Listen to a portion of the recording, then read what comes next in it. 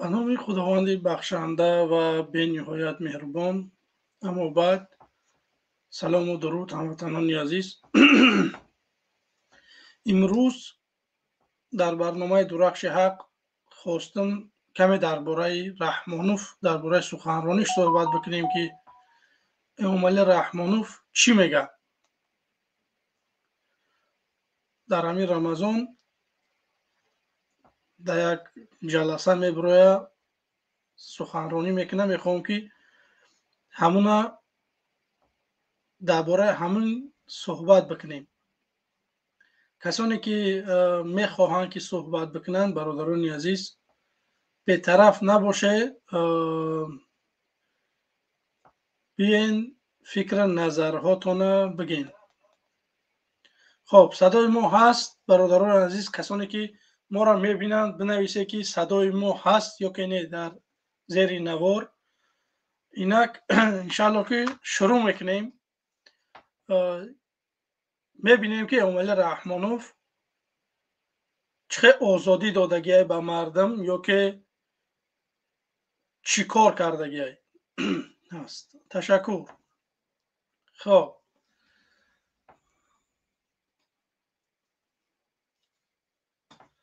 یک دقیقه. خب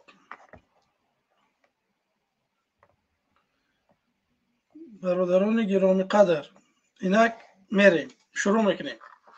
خب امامعلی رحمانوف در سخنرانیش چی میگه؟ بعد اینجا ما با کمی قطیش این سوال ها اساسی بر رحمانوف خچه باید نفرها بر رحمانوف این سوال ها را بتیان. لیکن رحمانوف میبره با مردم سرزنش میکنه و میبره هر چی میگه. به همین خاطر ما میمونیم انشاءالله که صحبت میکنیم. خب آسمانی چنین آمده است. خب خداوند به صورتهای شما و دارایی‌های شما نگاه نمی کند، لیکن خداوند به دلهای شما و کردارهای شما می نگرد. خدا و رسول را در دل پرستنده کار، نه در سطر و نه در حجاب و نه در سله کلان و نه در ریشی دراز و نه در جلکی دراز. با قلب اعتقاد. خب اینجا ایشان داملا رحمانوف میگه که بریش به سله و به این چیزها نه، باید به قلب آدم خدا را بشناسه یا که اعتقاد داشته باشه. بله این درست است که باید انسان به قلبش خدا را دوست بداره، نه که همین مردم ها نمانده که به قلبش خدا را دوست بداره. در قلب های مردم کار داری که مردم چخه بپوشونن چخه نپوشونن. تو میگوی که دولت ما دموکراتیه، میاری با اسلام گپ میزنی. وقتی دولت دموکراتیه یک نفر میخواد که تای سله بگرده، تای یکتا بگرده، یک کسی میخواد تای سپارتیفیکا بگرده، یک کسی میخواد تای شیما کاستوم بگرده. دموکراتیش همینه. باید هر کس آزاد باشه در لباس پوشونیش، در دین اختیار کردنش. این باید که آزاد باشه، نه که امامعلی رحمانوف این چیزا برای مردم آزاد گذاشتگی نیست. خب درس امامعلی رحمانوف را گوش میکنیم با انشاءالله که دوام میتیم سخنه.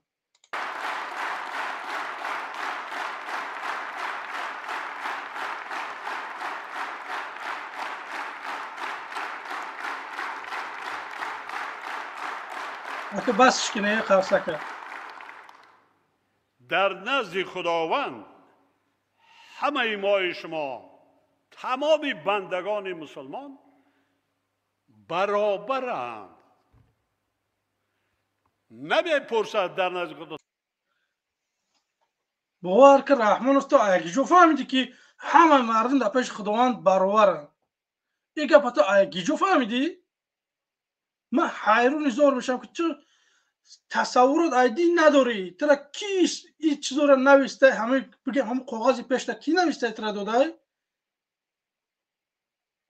حاجی میسته می‌بینی همینجا هزار تحقیران نسبت همین ملت همین دیندارها میکنن، اینجا شتگی هم با قرصک میزنن. من گفتم که شما مردان تون به نیسته، همون نفرایی که همون زال داشتگی این میبروه تحقیر میکنه، شما خاموشه تماشا میکنید.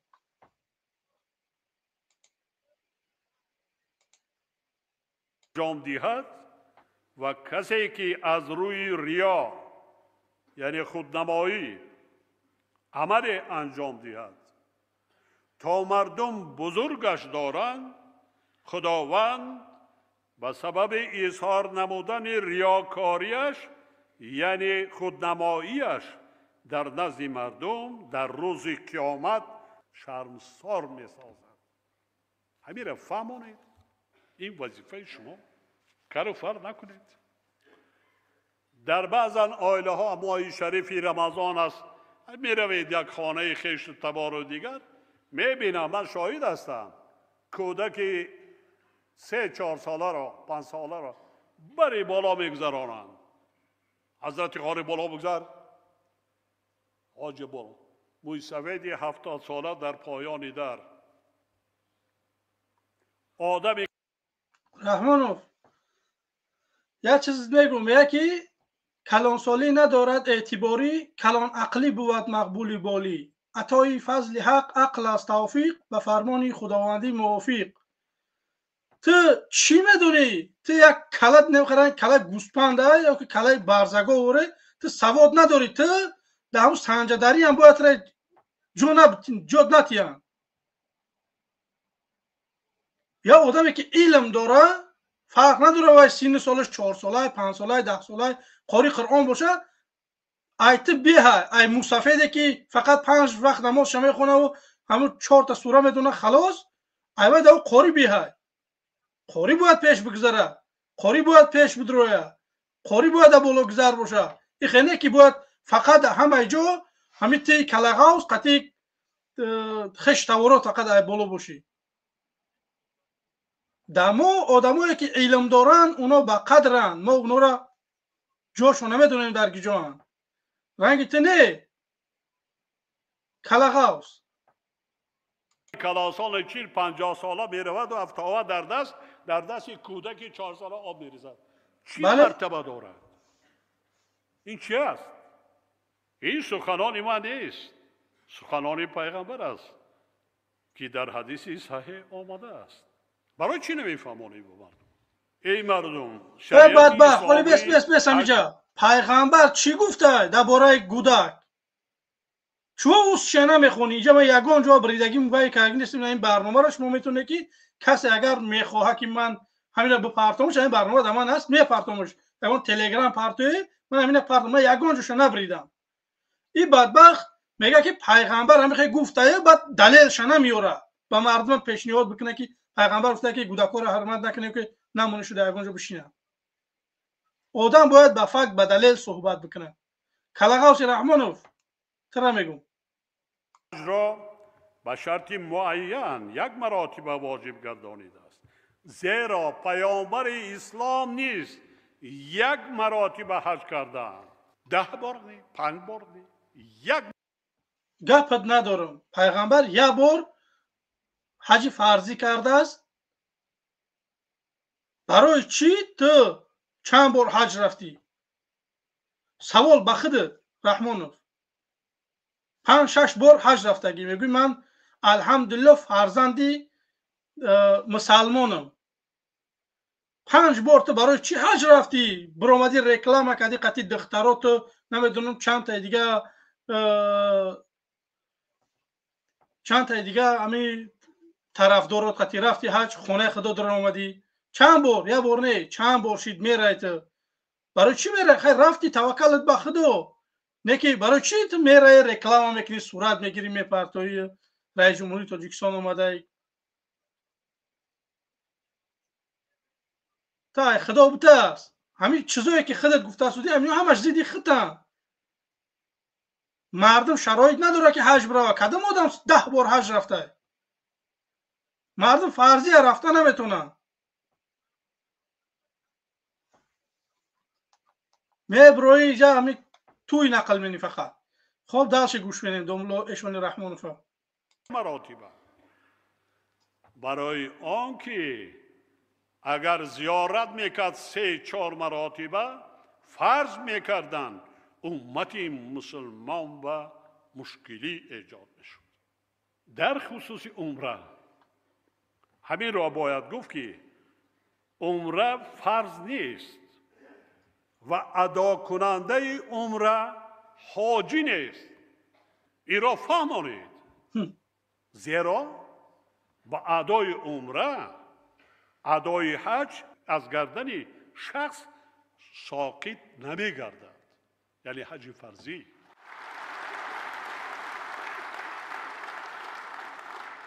بار دیگر تاکیداً بیان می‌دارم که عمره به کس مرتبه حاجی نمی‌دهد.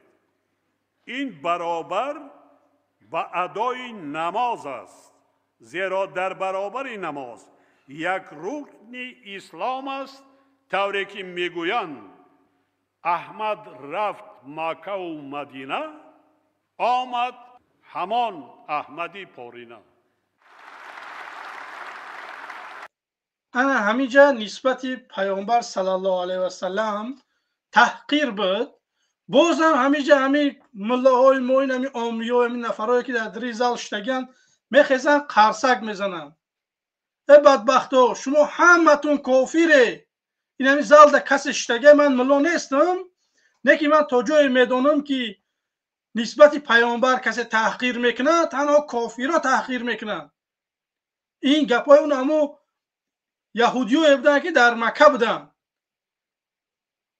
این گپا نگه برادر عزیز. کسانی که ما را تماشا میکنه میفهمه این کلمه ها را استفاده نکنه. این کلمه ها را تنها کافرها استفاده میکردن نسبت پیامبر اسلام.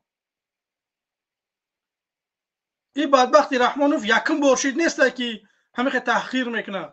لیکن متاسفانه امروز ما میبرند ولی بسم الله میگن یک کار کردن نمیتونن. این همجا پیامبر را تحقیر میکنن، این همجا برند دین را تحقیر میکنن، خواهرها را تحقیر میکنن، مادرها را تحقیر میکنن. رحمانوف بدبخت یک صدا بلند نمیکنه. بعد ما میخوایم که بیایم یک فضای آزاد به مردم بیاریم که مسلمانش هم خوب زندگی کنه و بدینش هم و بدینش هم و همش خوب زندگی کنن، همش حق گپ زدن داشته باشن. امروز میخوام و میگه که شما کافیره. برادر عزیز ما میخوایم که شما آزاد باشه، شما را تروریست نگن در یگانجا. شما برای نمازتون خوانده بتونه، شما بتونه همون بگیم که دعوتتون کرده بتونه آزاد، یا اون که شما را اون کار کردن نتونه. این میبره میگه که توبه کنم خدا گپاش بی چی میگه رحمانوفه. چوه یا تا دگیجوی شما در سینه میزنه بسم الله میگه دگیجوی پیامبر تحقیر کرده شده. دگیجوی شما نمیخواه گپ نمیزنه. شما میخواه که نمیدونم اسلامی میخواه بکنی. خاموشه. برای که گپ زدن نمیتونه. شما میترسه با چهره بروی که میقفه رحمانوف میبرد ترمتون میکنه. جان دروش برای شما شیرینه، برای ما نه. ما میبرویم گپ میزنیم میبرن زندان میمونن. شما دیده شده که هم مخالفایی که میبروین گپ میزنن بردن 30 سال بالا بردن زندانشون کردن. نه که ما سرخم نکردیم در پیش رحمانوف. ما داریم مبارزه میبریم. ما میخواهیم که آزاد بکنیم این ملت. ما میخواهیم که مردم آزادی سخن داشته باشه، مردم حق داشته باشه که گپش گفته بتونه. برای یک گپ گفتن باید فرزند تاجیک باید نره زندان بشه. اگر سری کلمه در کسی محقل نیست، کس من کل بگه با ما گیرم برم او را زندان بکنم یا که نمیدونم لط و کوبش بکنم. نه، فکر نظر یک شخص است. میخواه که بگه آزاده، باید برای بگه. فقط در شما تحقیر نباشه. تنقید قبوله. کسی میتونه برای تنقید کردن بگیره، یگان مشکلی نیست. من میخوام که اگر نوتوغوری باشم میخوام که درای درست برم، یا اصلاح بکنه برادرای عزیز، یگان مشکلی نیست. نکی اینجا پروستا میبروین رحمانوف تحقیر میکنه پیامبر و دین و خواهر و مادرها را، متاسفانه همشون خفن. بعد یه روز زنگ میزنن میگن که شما دموکرات میخوای، شما کفری، شما را نمیمونند در یک اونجا گپ زنی. من شما را گفتم که من شما را آزاد میگذارم که شما بیاید در وطن خودتون آدم واره زندگی کنی، پروپاگاندتون میتونه ببره، دعوت بکنه که مردم مسلمان شوند. یگان گپ نیست، باید همه آزاد باشه. امروز میخوادن تحقیر میکنن، با اینجا ملا در این زال شدگن شما را من مسلمان گفتن نمیتونم. این کلمه تنها یهودی ها پیامبر را گفتگن، نه یگان اینا باید ما نگیم مردمی مسلمان. خب میریم دلشی. ثواب گرفته است، برای خودش گرفته است، یگان عنوانی دیگر ندارد. هموش احمد. بازم تحقیر، بازم مردم قرصک. خطا میکنید بانوان محترم. اینا سیاحت میروید شما، یک ثواب بگیرید، یک ماه روزه داری کن، 5 وقت نمازت کن، خدمتی پدر و مادر شوهرت کن، فرزندات تازه آزاده نگاه دار، شکمشان را با غذای باصفت تامین کن.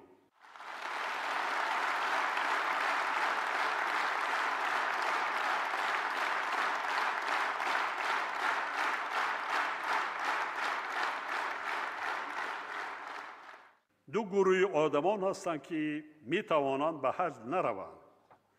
اول اشخاصی که خدمت پدر مادر را ادا می کند، بخصوص نفرانی که والدین دستگیر و منتظر، یعنی معیوب، پیرانسال و نادار دارند، کلانسال هستند، خدمت آنها را می گیرند، دعای نیک آنها را می کنند، برابر به حج است.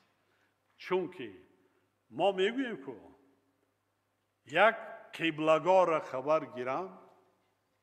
قبلگاه کی؟ در خانه پدر. قبلگاه در خانه باشد، چرا خدمتش نکنی؟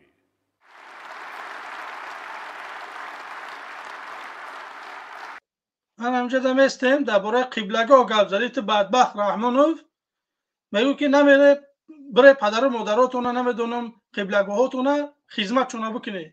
ما را وقتی خدمت ما نو رسیده است، بدبخت ما را محروم کردگی از پدر از مادر، ما نمیتونیم به خونگی ما صحبت کرده.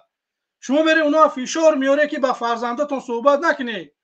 تو گیجا باید برای ما میگو که پدر و مادراتون حرمت بکنی، نمیدونم قبلگاهاتون خدمتاشون بکنی، دعاشون بگیری. من نمیتونم دعا گرفته، برای که بدبخت سری راهی مرا گرفتگی. نه تنها من، همه مخالفینی که هستن اینا نمیتونن با اویله هاشون صحبت کرده. میبروی لف ای قبلگاه میزنی. تو که نداری، یا پدر نداری، یا تو نامعلمی، یا مادر داشتی که همونم انشاءالله که هم هیکلش چپا میکنیم هم قوش میکنیم. بدبخت تو فکر نکه که تیخ میمونی، تی قزل میکردگی نسبت این مردم تو جواب میگوی. ولی مترددش گوش میکنیم. اینجا 1 ساعت ای برنامه، منم 1 ساعت اینجا میشینم خیلی برآمد میکنم. 1 ساعت را اینجا من گوش میکنم، در 1 ساعت گپای تو من جواب میدم. دیگر اشخاصی که خیر و صدقات جاریه میکنند، امثال راه و مکتب سازی، آب کشانیدن، پل بنیاد کردن، یعنی عملی که ثمره آن به جمعیت میرسد و این اعمال به صدقه جاریه داخل میشه. ادای عمره به شخص تنها ثواب میآورد و خلاص. و مؤمن میتواند در وطن خود ثوابی از آن هم بیشتر را با عملهای نیکش پیدا نماید. مگر درست است که برادر خواهر، فرزندان یا همسایه ها و همدیه های ما گرسنه باشند و ما مبلغ زیاد را صرف نموده به خانه خدا رویم و یا در منزل ما شرایطی مساعد برای فرزندان نیست، در خانه فرزندان نابالغ داریم و هنوز وظیفه های پدری و مادری را اجرا نکرده ایم، ولی رو به خانه خدا میکنیم. خانه و در خود را تعمیر کنیم، فرزندان را با سر و لباس و خوراک با صفت تامین نماییم. چنین حالتها در کشور ما کم نیست. مگر با چنین آیین و دینداری و با چنین مشکلی ها به جا آوردن مراسم دینی ما وضع زندگی مردم خود را بهتر کرده میتوانیم، در حالی که خداوند خوشنودی مردم را خوشنودی خود گفته است. یکی از شخصیت های معروف علم و عرفان خواجه عبدالله انصاری نیز در این مورد خوب گفته است: دل به دست آور که حج اکبر است، از هزاران کعبه یک دل بهتر است، دل آدمان به دست بیار.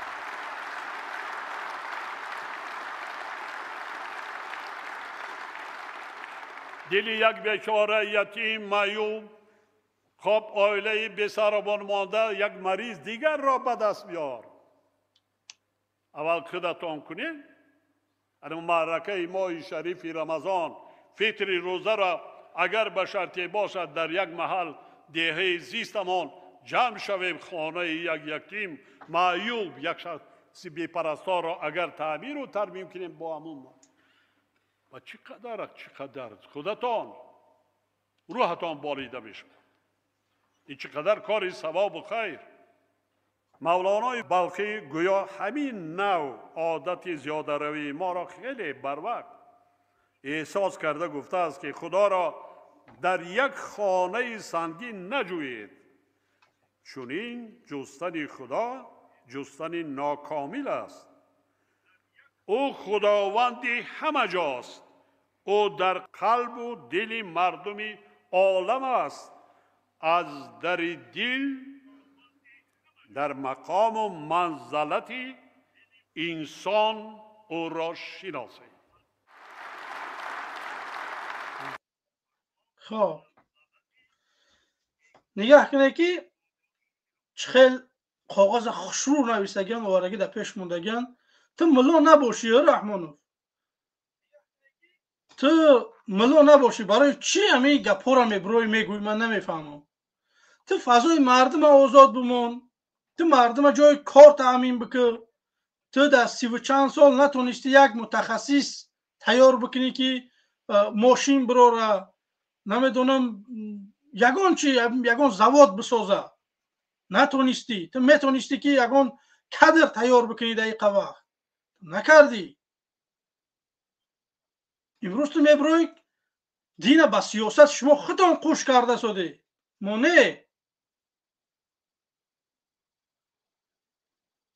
حالا تماشا کنید که چی میگه این.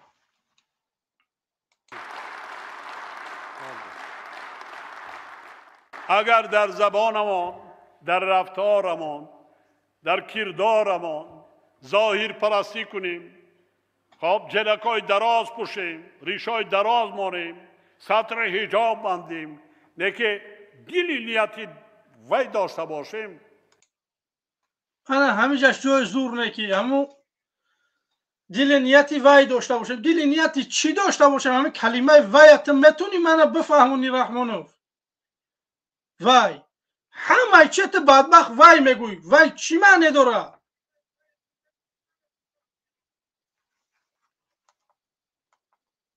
سطر حجاب نکنه میگه دل تو تازه باشه. رود سیاه قطع دلت بخدا اگر دلت دروغه. چخه خداوند گفته است که فرض سطر کردن ریش ماندن سنت است. گفت ای پیامبر، چخه تو بدبخت میگوی که همین کارا را نکنی؟ یا که امروز برادرای هستن که رفع یدین میکنن میبرن زندانشون میکنن. ای بدبختا، شما ملاها همین رحمان فی توپای شما بفهمونه که 4 مذهب ایجاده. مردم پیامبر همیشه نماز خواندگی بود. مردم پیروای همون امام ها حق دارن که همون نماز بخونن. امروز چلیک تبا برداری، چلیک تمیشکنن، رفیدن کنی میبرن زندانت میکنن. شما بدبختان نستم دیدی همین ملاهای تاجیکستان شما 4 مذهب نفهمونده در مردم که مردم بفهمه که چی گپ پیدا همینجا. نمیدونم سلفی و پاکتی گفته و بعد نمیدونم اخوانی و نمیدونم هزار عنوان میتن مسلمان ها میبرن زندان میکنن.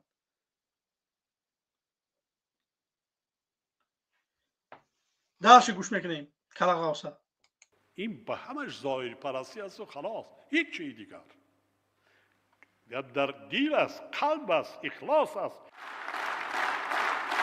اینش خرسک میزنه. چی میگی؟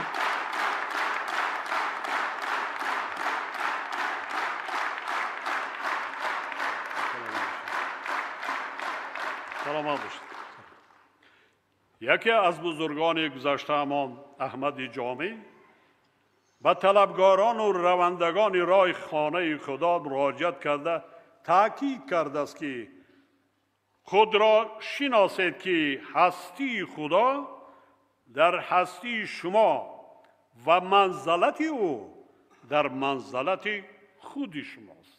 با در نظر داشت آنکه شریعت اسلامی طبق سنت پیامبر مراسم ادای حج را همچون فرضی به شرط یک مرتبه اعلام کرده است، با کمیته دین تنظیم عنعنه و جشن مراسم مرکز اسلام شناسی و شورای علما سپارش داده می شود که وابسته به شرایط امروزه و امکانیت های مادی ساکنان کشور در مدت 2 ماه شرط ها و ترتیب ادای مراسم حج را برای شهروندان مملکت آماده نماید.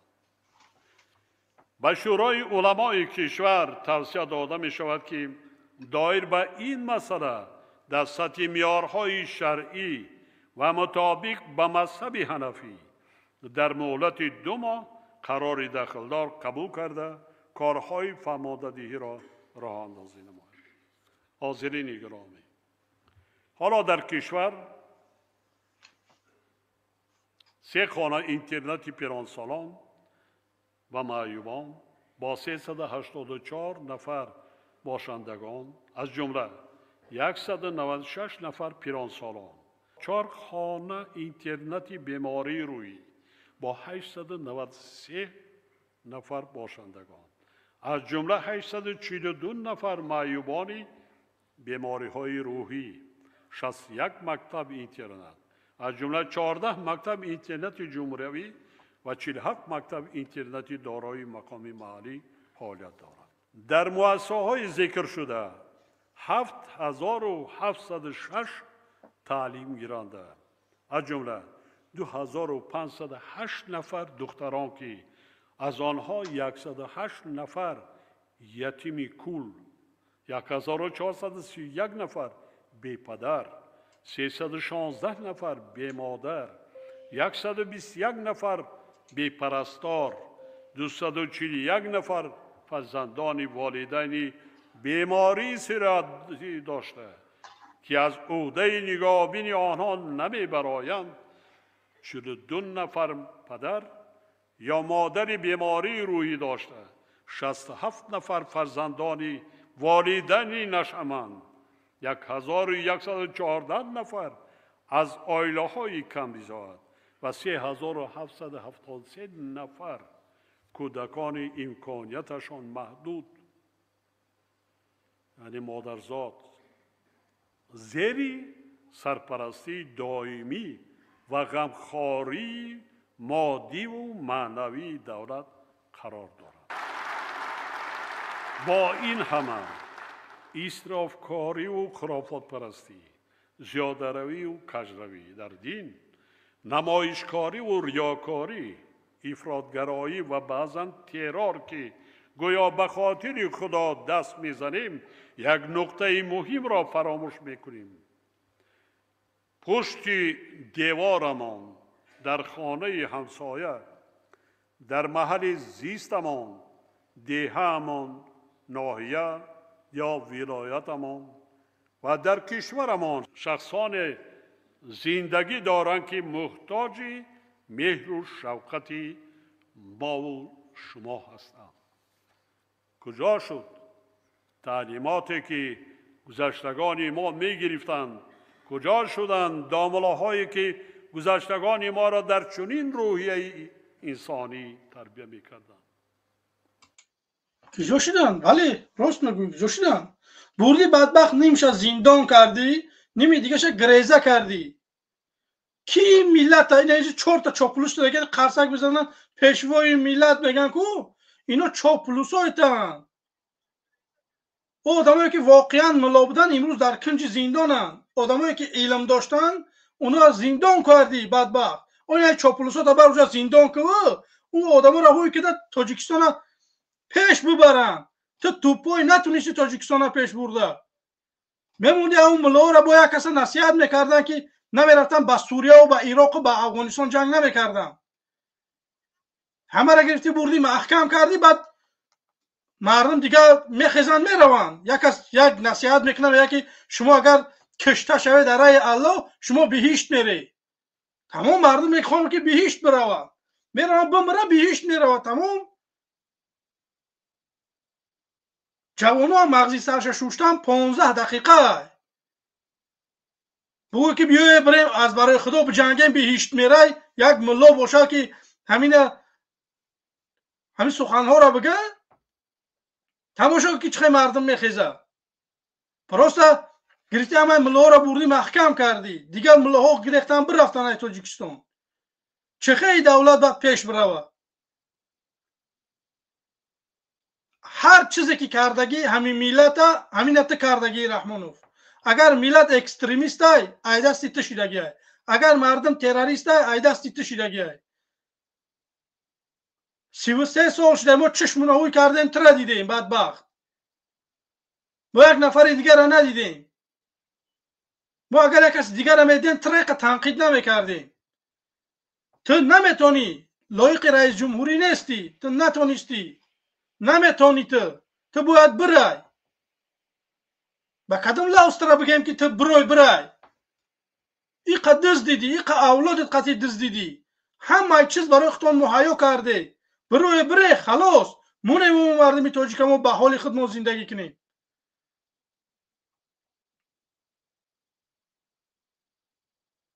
متاسفانه امروز مردم نمیدونم به امید کسی هستن که کسی میوه آزادی میوره. نه برادر عزیز، یگان کس برای ما را آزادی نمیوره اگر ما خودمون تغییر ندیم. من نخواستم در تاجیکستان زندگی کردن برای که نه جای کار بود نه یک سوید بود، نمیدونم یگان چی نبود برای من ترک کردم. اومدم طلب کردم که حکومت تو باید برای من جای کار بتی، تو باید سوید بتی برای من چیزا طلب دارم، حق خدمت. شما را هم باید طلب بکنه مردم. وقتی شما طلب نمیکنه رحمانوف این با 50 سال دیگه حکمرانی کرده رفتن میگیره.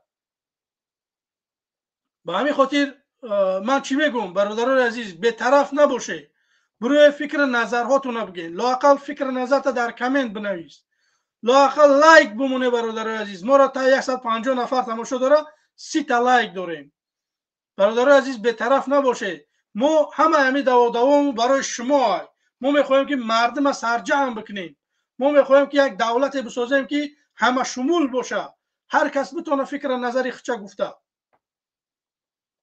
متاسفانه ما اینجا ساعت ها وقت جدا میکنیم، میایم با مردم میخوایم صحبت بکنیم. مردم نمیدونم هر وقت انتخاب کرده شدم که کدام وقت من مردم به قبل میکنیم که با مردم یک صحبت بکنیم. متاسفانه سحر میخزی افیر میکنی، بیگه میخزی افیر میکنی، همو 500-600 نفر یا که 800 نفر تماشا میکنه و خلاص. خب اشان رحمان رو گوش میکنیم. مگر خادمان دینمان رسالت اصلی خود را فراموش کردند؟ این گفته ها با آن معنا نیست که دولت نمیتواند به باشندگان این گونه مؤسسه غمخواری نماید، بلکه برای تفکر و اندیشه کردن و راه درست را در زندگی و روزگارداری پیدا کردن اهل جامعه را در رویه انسان دوستی نه افراطی و خرافاتی تربیت کردن است.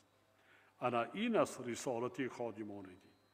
پیامبر اسلام در این مورد می‌فرماید آن نفری که یتیمی را به سرپرستی میگیرد فردا روز قیامت همراه من یکجا می باشد. کنیتان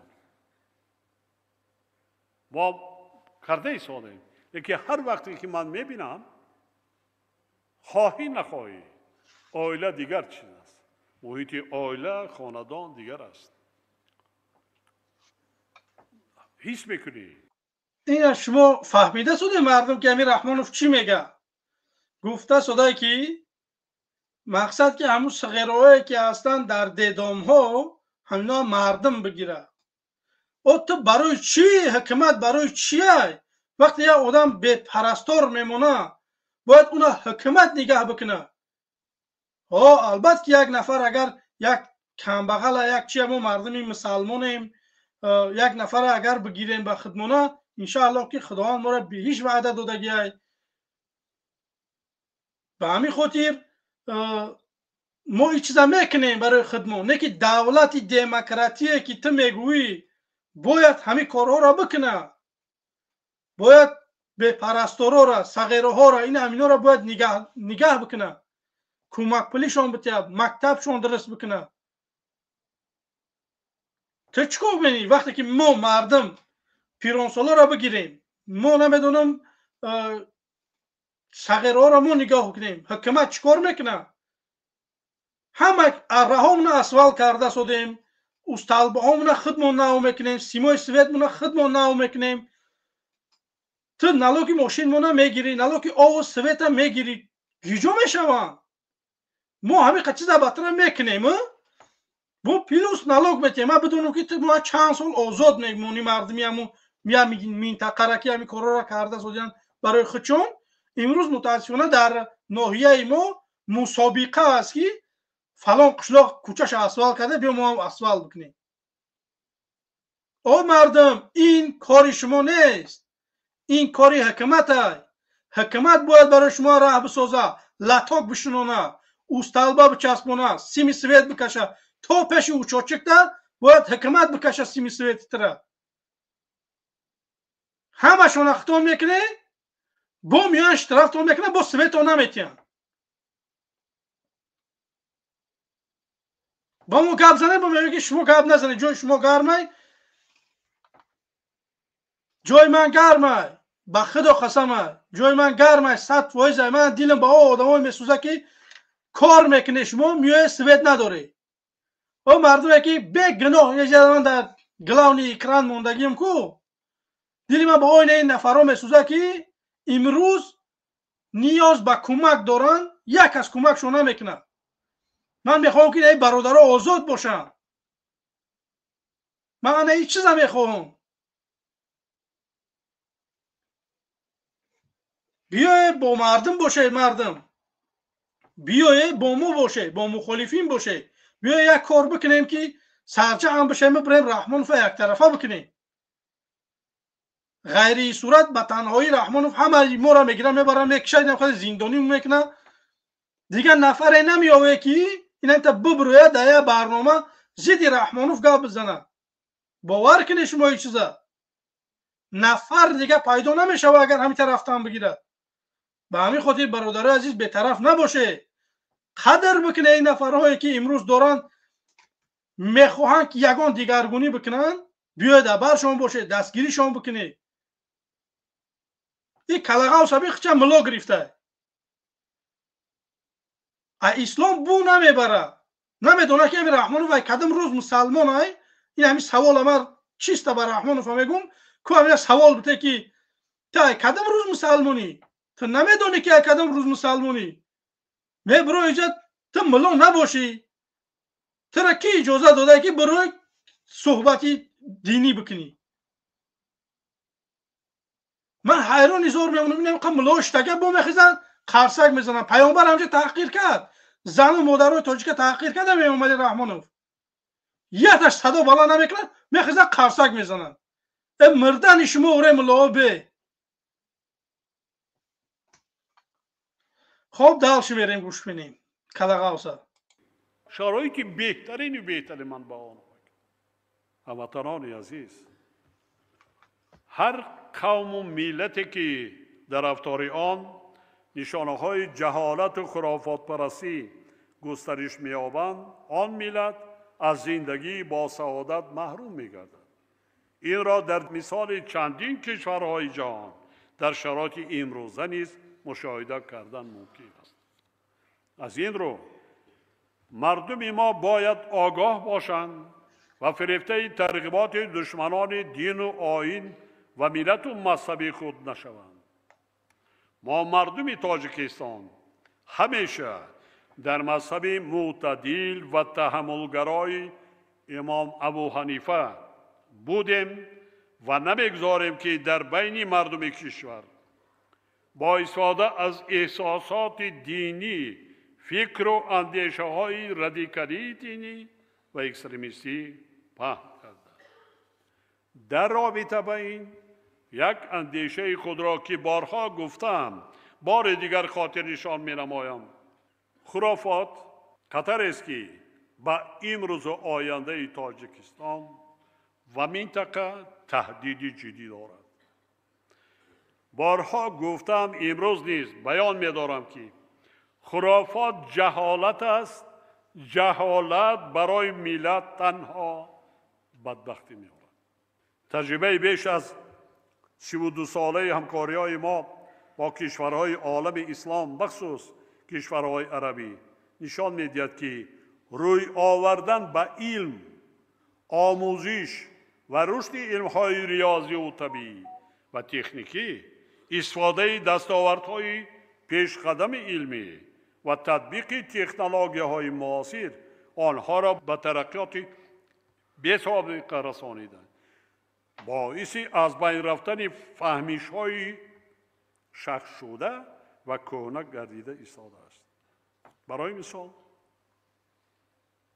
سرعت رشد کشورهای مسلمان نشین را در مثال عربستان سعودی، امارات متحده عرب، قطر، کویت، بحرین، مالایزیا و دیگر میگیریم که با چه سرعت رشد کرده ایستاد.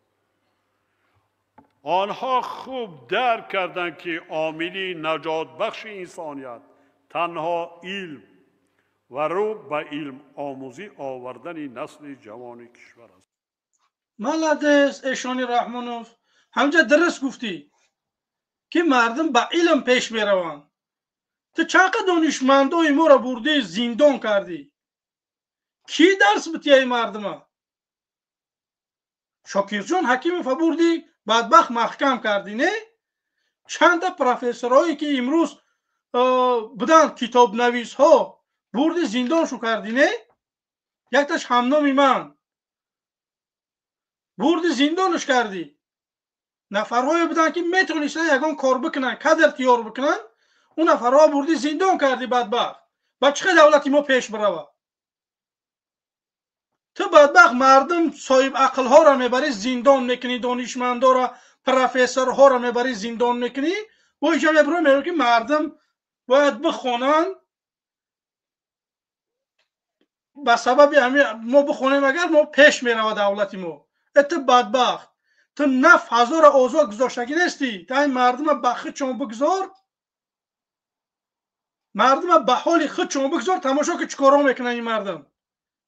تو پروسه ظلم میکنی به نسبت این مردم که این مردم دلشون ای خوندن هم میمونه، ای کار کردن هم میمونه. ولی من بسیار نفرها را میشناسم که میگه که چی میخونی پلوبا مرسی میره. برای که جای کار نیست در تاجیکستان. همون 4 تا به عقلی که بود بردی زندانشون کردی. برای که بخوای نمی رئیس جمهوری که هستن در همین دیکتاتورها اینا میخوان که حکومت بکنن، وقتی که اینا مردم بی سواد میکنن دیگه حکومت کردن میگیرن. به همین خاطر مردم ما را اینها ندادن، نه مکتب نه مدرسه، یگان چیز ندادن که ما بخونیم که ما با سواد با فرهنگ بشیم. به همین خاطر دارن اینا حکومت میکنن. به همین خاطر بازم برادر عزیز من دعوت میکنم که بی‌طرف نباشه، بیاید برای ما باشه، کار بکنیم که این رژیم شکست بدیم. برادر عزیز، این رحمانوف ایبین ببریم، یک فضای مردم سالاری بسازیم. این بدبخت میبرایم یکی شما باید خب یک نفر همینجا در استودیو هست. بسم الله گویم. سلام علیکم. علیکم السلام و رحمت الله و برکاته. بله برادر بفرما. بازی یوتیوب در اومدم که افیر شما رفته است. موضوع در چی باشه؟ بازی در اومدم. موضوع درباره نمی امال رحمانوف. اینی که همی در روز نمیتینده. برادر عزیز، یک نفره که ایدین بو نمیبره میبره ایدین گپ میزنه، این چیزا ما قبول نداریم. این چرا قبول نداریم؟ نه این چرا ما خودمون پاسولیت دادیم.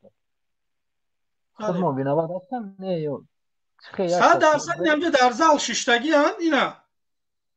این همجا ششتگی هن. به این خاطر از همه امکانیت ها استفاده کرده جوانان را به علم و آموزش هدایت نموده زندگی با سعادت ساکنانشان را تامین کرده ایستادند.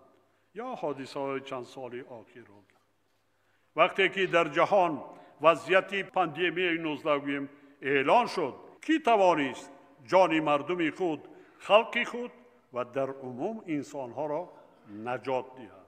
البته کشورهایی که در آنها علم و تکنیک و تکنولوژی و جامبینی علمی صرف نظر از مناسبتشان به دین رشد کرده سطح معرفت ناکی و سوادناکی اهالی این کشورها پیش رفته است. کنش نه. وقتی که مردم با سواد باشه دولت پیش میروه. تو نفهمیدی در 33 سال مردم باید با سواد باشه. نه تنها دینیه باید بدونه، مردم باید دنیوی هم بدونه. وقتی دنیوی هم نمیدونه، دینیه میدونه، این تغوری نمیگیره. باید هر دشه بدونه کی بعد او دولت پیش میروه. تو در 33 سال نفهمیدی که مردم اگر با سواد باشن دولتاشون پیش میروه. مرگ گوره به طور رئیس جمهور که در 33 سال نو داره گفتی که مردم با علم تنها پیش میتونستی هم برون. سبب در چیه که در 33 سال یک تا متخصص تیار نکردی؟ این سوال بر رژیم رحمانوف، به طرفدارای رحمانوف که سبب در چیه که این حکومت نتونست یک کادر تیار بکنه؟ او کادرش مرحمت بیاره نشون بده که چی کادر داره، چی کار کرده شده در 33 سال، چی ساخته به مردم. در 33 سال شما نتونسته یک سویت بده به مردم، شما نتونسته یک جای کارخانه بسازه که امروز دارن مردم ما 2.5 تا 3 میلیون مهاجر شده شده. با جایی که ما در وطنمون کار بکنیم، در وطنمون زندگی بکنیم، وطنمون را باید بسازیم، امروز میریم در روسیه کار میکنیم، در امریکا، در اروپا، در انگلیا، در هر دولت‌های غربی میریم کار میکنیم. برای چی یگان چیز نساخت رحمانوف؟ همه همین دعوای ما برای چی مردم که رحمانوف باید بروه، این نتونست کرده. ما یک نفر دیگر را جدید میخواهیم که بیاید یک کار بکنه برای این ملت. برادر عزیز اگر یگان چی گفتنی باشه مرحمت. با خدا باور که بسیار چی گفتنی هست، اینه که خیلی نمیگم برای که خودمون همش خودمون بینواتیم. خیلی یا انسانی که به عقل میاد در طور سری تر میگه ای کارا که وقتی که تو خودت لبو پازوالیت داده لبو تصمیت رنم خیلی کالت کدام میگیره. همش خود موبیلیتی هم کسی هر یک انسانی که این خودم سر کرده، انسانی که آزادی خواه میخواه که ватанаш обод боша. Ҳар як касе ҳам ки тухагида беста худешта савол кия ки барои пешравии давлат ман чӣ кор кардам, барои мубориза ман чӣ кор кардам. бале иҷа буромада марам гап задам бигирам ӯ хена хена. Баъд аз 5 минут пас ки эфири алмаз тамом шуд бурам бо айпаи кор бори худам душам и хеле мубориза и хе ки мо ягон чида расида наметонем. На ма на алмаз бо инам хи 100 соли дига намҷа бести инам хи эфир кини ягон чи ай даст намея. Медони амира? من برای همین گفته هستم که من آماده ام که ولی نفرها زیادن که میگن که شما در اروپا نمیایه. من با چندین آدمای دیگه جمع میکنم میارم. شما خیلی فکر نکنید که مردم اروپا نمیایه. من میدونم که زیادش نیتی رفتن نداره، یکی با چندین توای هست که میخواهم بروم. آماده ام، با فکر من هم فکرم. و همین خاطر برادرای عزیز بیای یک جا باشیم و بیای یک کاری بکنیم که یک قدم پیش بریم، اروپا برویم، آسیا بریم. تا ما یک قدم پیش نریم که رحمانوف خطی ما گپ نمیزنه. شما دیده که مردم مخالف 10-15 سال شد در اروپا گپ میزنن، برنامه ها دارن، حکومتی ها نمیبرن، خطی ما صحبت نمیکنن. برای چی؟ برای که ما یگان چی نداریم، نمی یک کامera داریم، یک تلفن، یک کامپیوتر. این حکومت بدونه که اینا هیچی ندارن، اینا زلالشون نمیرسه دمو. وقتی که ما یک قدم پیش میریم، انا با تماشا که چخه میان چهارزانو میزنن نکلینی، با چخه زورا میکنن که ما چیکار باید بکنیم. انا اوچین دیگه فایده تا نمیکنه که شما باید چیکار میکنی. اوچین فقط چارقوک نیسته خلاص. عذر زیاد. او وقت دیگه تنها شما باید زندان بری. شما را به خوبی میگن که بیای سری همیز بشینید، زندانیای ما را آزاد بکنید، در وطن یک فضای آزاد بکنه که مردم فکر نظرش گفته بتونه. شما این کارا را نکرده شده. وقتی که ما یک قدم او روزش میاد، مطمئن باشه که او روزش میاد که من به آسیا را میام. بعد او چند دیگه دیر میشه. من او چند دیگه یگان استال پرگوار یگان چیده نمیشینم. من دیگه او چند نه امریکا را گوش میکنم، نه روسیه را، نه اروپا را، نه یگان کسا. چرا او چرا نمیرسه برای میرسه. برادر عزیز، این مردمی که ما اگر مردمی که در بیرونیم جمع نشیم نریم یگان کار نکنیم، مردمی داخل هم نیت نداره یگان کار بکنه. نداره با خدا قسم. چند فایزش چاپلوس های سوید ندارن، زندگیشون بزیب های، زندگیشون بزیب های، زندگیشون بزیب های. همه کمبودی ها را ما اینجا میگیم، میگه برادر عزیز ما میدونیم که همین کمبودی هست. حاجی ما اگر یک گپ میگیم این حکومت ما رو برای 30 سال زندان میکنه. خیلی میگم نمیتونی گپ زده ببرو. مبلغی ندارن که آیا دهات به شهر برون. مردم در یک حالت زندگی دارن که توبه کردم خدا در عصر سنگین مردم همیتا زندگی نداشت. عصر 21 ده مردم تاجیک رنگ عصر سنگ زندگی داره. عیدم بدتر داره. مورا من همون فکر کردم، همون فکر میکنم چی با دست ما یگون چیه. من همون فکر کردم که ما ده تا پراکنده بدیم کو این همه همسایه مرا سهر خیستم بردن، مرا وافشه پروا ندارم. هممون پراکنده ایم، چی روسیه ده باشه، چی اروپا ده باشه، چی даже همون وطن ده باشه، همه یک گپا نیستیم. همه فکر یک چیه نکی، همه فکر یک چیه میکنیم. یکی چی بگم، یکی چی نمیکنیم ده مقصد یکدیگری را پدیشکه نمیکنیم، خطا یکدیگری را نیستیم. просто نمیدونم چی بود که هم یک از ضرر یک از برا بمره و یکی من یکون کور نشم ده مقصد ایمون تلا میکنیم الله داره. مو چی با همون قصول اینا تیرم رفتی اوجا گروه 24 اینجا چیه نهزت ایست و دیگه مخالفو چی باید جا شده نمیتونیم. سببش در چیه که ما همون قصول میزنیم با 50 سال دیگه در قرآن. سببش برادر عزیز در همینه که مردم نمی یا پرابلم داره، دو آدم با اینش بابایش به همین خاطر یکجا نمیشوند. برادر عزیز، من 1000 بار گفتم بیاید در تنهایی پوبلیچ نه در چند جاها در معرکه ها مردم بیاید یکجا بشیم، یک کار بکنیم. برادر عزیز، یگان محل این گپ نمیشه که این مردم مخالف باید یکجا باشه. من میخواستم که این کار بشه، لیکن چیز غیر امکانه. برای که حکمت در بین مخالفین 100% کار کرده شده. حکمت میتونه، من حکمت در کار حکمت میکنه، من ده سوچ کردگیم. واقعا هم حکمت در بین مخالفین تونسته کار کرده. میبرن میقپن نشان میتن میگن نمین بزای این امین نمیخیلی نگاه نمیکنن، ولی هر روز با سلامتون میتیم. نه همو ولی جا 20 نفرهای هستن که به خدا گرنی زلال میرسونن در همین مبارزه، میگن که همین آدم ها خطر دارن، بوم میرون، همون انسان ها دستگیری میکنن. شمالی کمی دیگر بست مردم، ولی بعد ای گپای من در میان این مردم که همین الماس بودم سخیره راست میگفته. اینجا در بسیار کارها و گپای من پروسته نمیخوام بگم همون گپا را. اینجا من بسیار چیزها را میدونم که اساسی من با گفتن این گپها یگان چی نمیگیرم، نه یگان کسا نمیخوام تنقید بکنم. پروسته من بازم میگم که مردم مخالفین باید ما یکجا باشیم. میگه که نه، ما میگم که وطن مادر است. ما برای خاطر مادرمان باید برادر باشیم. همه چیز باید ما را متحد بکنه. برادری باید ما یک جایگی، باید خاطر همون مادر، خاطر همون وطن. وقتی که ما نه خاطر مادر میبینیم نه خاطر وطن میبینیم، میبرویم همدیگر. ما پرابلم یا تا داریم رحمان و فای.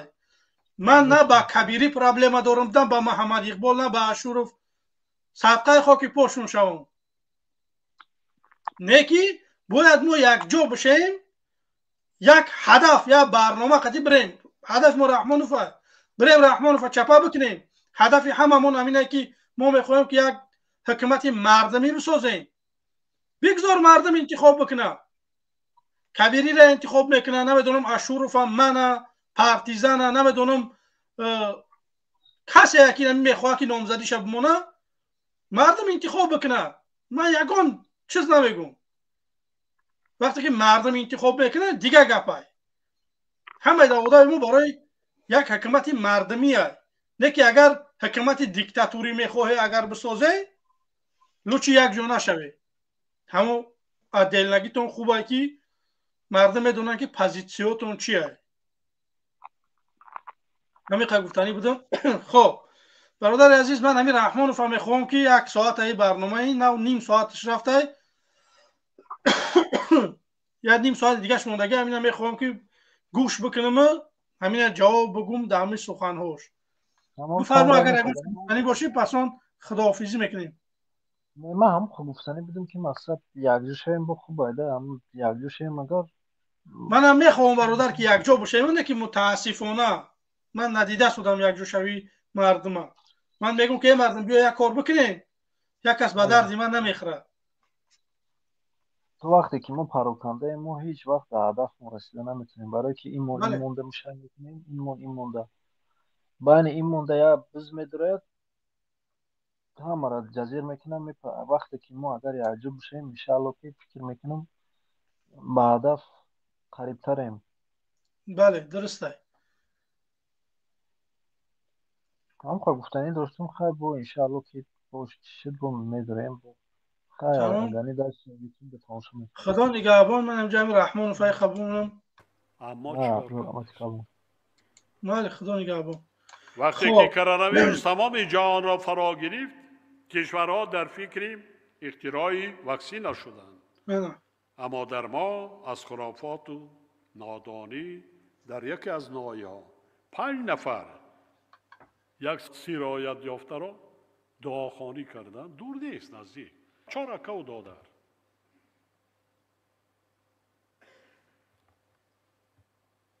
در یک هفته از بین رفتند. عائله هاشون، فرزندانشون یتیم بود. با دعا و با دعا خواندن کاوی سیاد می شود. انا برای همینم ما فرزندا را تربیت کنیم، دانشمندا را تربیت کنیم، اختراعکارا را تربیت کنیم تا که محتاج به دیگران نشد. رحمانوف بازم میگم تو یگان کس تربیه نکه، تو مردم بمان که مردم آزاد باشن، تمام مردم می سرفرای همین زندگیش هم میروه. ما متخصص هم پیدا میکنیم. تو بدبخت همین آدم هایی که هستن برده زندانشون کردگی همینا، همین پراست به سوادن همینا برده زندانشون کردی. تو بدبخت میدونی که اینا گرنی به سوادن کو، تا اینا ترسیدگی به خودت کو، تو گرنی میترسی رحمانو. تو میدونی که این مردم میتونن یک کاری بکنن که این ملت سربلند زندگی بکنن. در آسیا، در روسیه نومی تاجیک بگیرن بلرزن دیگه ملتو میتونستن این مردم بکنن. نه که تو بدبخت، تو شیطان، تو نوبکار، تو این ملتی ما رو بین امروز آوردگی. تو یگان نمودی سواد نداری، میبروی گپ میزنی. با اینجا مردم شیشتگن. نخوا شما ملتی تاجیک، ای حکمت دارو، ای از برای خدا، نخوا همینجا یه تای شما همین به عقل نباشه. نخوا شما این همجا یه زل آدم تو پای باشه. همه یه زل آدم شیشتین، نه این بدبختی کلقه هستن گوشش کرسو دیم تحقیر منه، تهمت منه، دروغ میگه. با همینه گوش میدن، با همینه میبرن قرصک میزنن. ای مردم بیدار بشه. خواب دلش گوش میکنه این کلقه هستن. حادثه همتان شنیدین، ملایی که تبابتی کرده است، حادثه یک کمپیر بیچاره را یا جین میبرآورده باشد به دسته بعد کلتکی وی 60 سانتیمتر میزند میده میکند، بعد نمیشود کاردی خانواده را میگیرد تایی زبان را میبرد، لبش را میبرد، کمپیر در جاش میبرد. این اسلام است؟ این مسلمانی است؟ ای بدبخت این مسلمانی نیست، این همون جادوگرای تن. ما مسلمان های خلکی نداریم با کارچه بخونن، با توربه و نمیدونم با یگان تیاق بزنن مردم. این همون جادوگرای تن، همون فالبینا. حتی ملا نگو، فالبین ملا نیست. فالبین رنگی ته جاهله. او آدمایی که خلکی تمار و تشتا و خلکی بازی میکنن اونو رنگی تن. همین تاجیکستان همش قریب هم خلکی هم رنگی خودتن. تمار و تشتا و میکنن فالت ببینن انا خیلی میشه انا خیلی میشه. همین خیلی این مردم تاجیکستان 90% همین خیلی کدوم میگه که من دروغ میگم روش از سیاه میکنم. رحمانوف این همین کارو فقط آزاد موندگی آدم مردم. این دین نیست. این ما میدونیم که مردم تاجیکی این دین نیست. کسی شرک میاره به خداوند کافر میشه. ما چیزا میدونیم. ما پیش فالبین اگر بریم 40 روز نماز من درست نیست. اگر باورش بکنیم واپس ایدین به دین میشیم. ما مسلمانان نمیریم پیش فالبین، پیش جادوگر. این فقط تو میتونی فقط پیش اونها برای. بدبخت یک اپوی میگه که این مسلمانی نیست. واقعا هم مسلمانی نیست. این جادوگریه. این چی است؟ همش از نام اسلام. این جهالت است. من همین کاغذ سفید است، میکنه بالایش می نویسیم با قلم یا با روشن می نویسیم. اولا که کاغذ چی است؟ کاغذ این چیزی اکولوژی نیست، این شیمیا است. ماده های شیمیایی قطعی وای میکنن کاغذ وای میبرن برای نوشتن و خواندن. هم که نه. بعد چیکار میکنیم؟ حال ملایی که خود را طبیب میخوانن در بالای کاغذ با روشن یا قلم خط می نویسیم تو ما رو تشتا میتیم. هم که نه. این سحری یک بار در 2 روز یک بار آب کردن نوش. آب کردن نوش. هم قلم هم کاغذ، این ماده های شیمیایی زهرناک است. ما آدما را خودمان و دستیم خودمان زهرآلود میکنیم. در رابطه با این تاکید می‌نمایم که آینده تاجیکستان نیز محض از همین عامل، یعنی سطح معرفت مردم و پیشرفت علم و تکنیک وابسته بوده.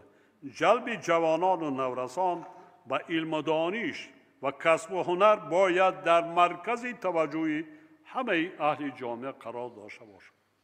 خادمان دین نیز وظیفه دارند که جوانان و نورسان را با آموزش علم و دانش‌های دنیوی، خصوصاً فن‌های ریاضی و طبیعی و تکنیکی هدایت نمایند. این رحمان واقعا توپوه. نگاه کنید چی میگه؟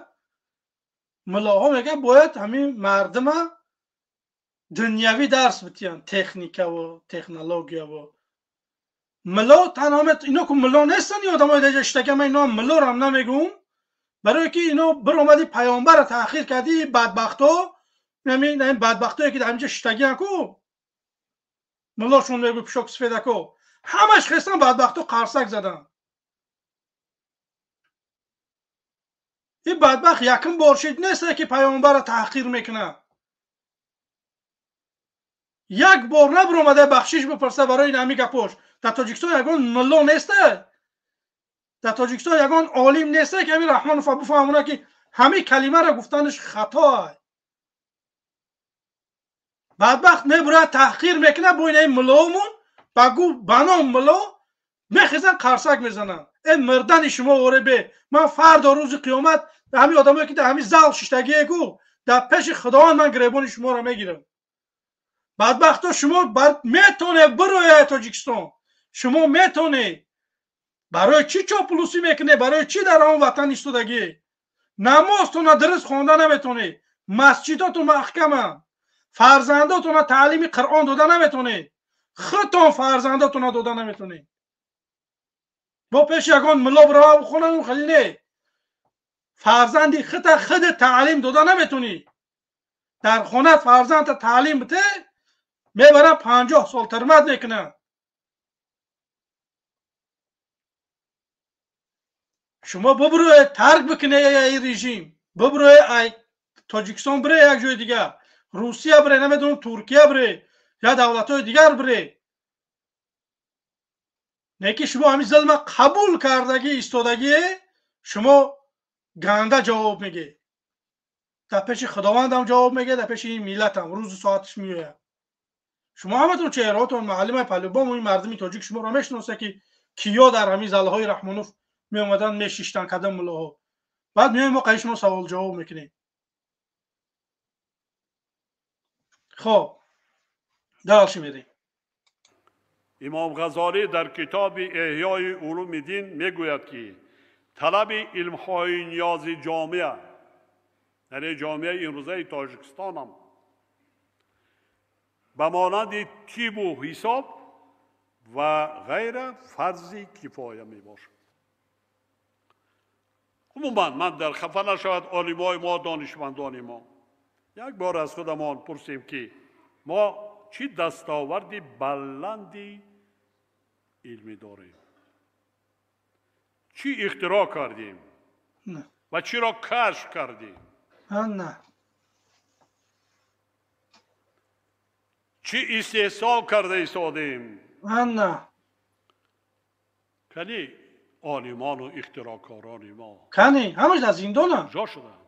در زندان هوی که کی آنها تماشا را اختراعکارا چه میبروین؟ ما و شما از زمانی به دنیا هست شدن، در خانه، در عائله، در مکتب، از ما پدر و مادران بیشتر وابستگی دارند.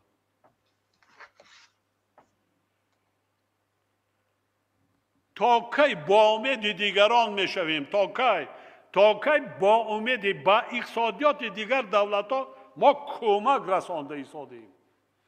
همه همیشتگی تالار همه من از من سر کرده. تمام سر لباس ما از خارجه است. حتی جلک و ساله و ویمان از خارجه است. بیشترتون یعنی کی تربیه میکنند؟ عالما اختیار کار. ما رو آورده مانده کار. تمام بینید تکنیک ماشین امروز طیاره های بی سرنشین است. اتومبیل تاکسی در شهرهای پیشرفته دنیا بی راننده است. تکنولوژی همین میآید بی راننده، کجایی که فرمودی برد میبرد، سوزشواری ندارد، از برق است. ما چیکار کردیم؟ در کجا است مهندسان و دانشمندان؟ محدثان و دانشمندان ما در زندان رحمانوف از زندان آزاد شون بکه، آزاد شون بمون. تماشا کن که چیکارها را میکنن.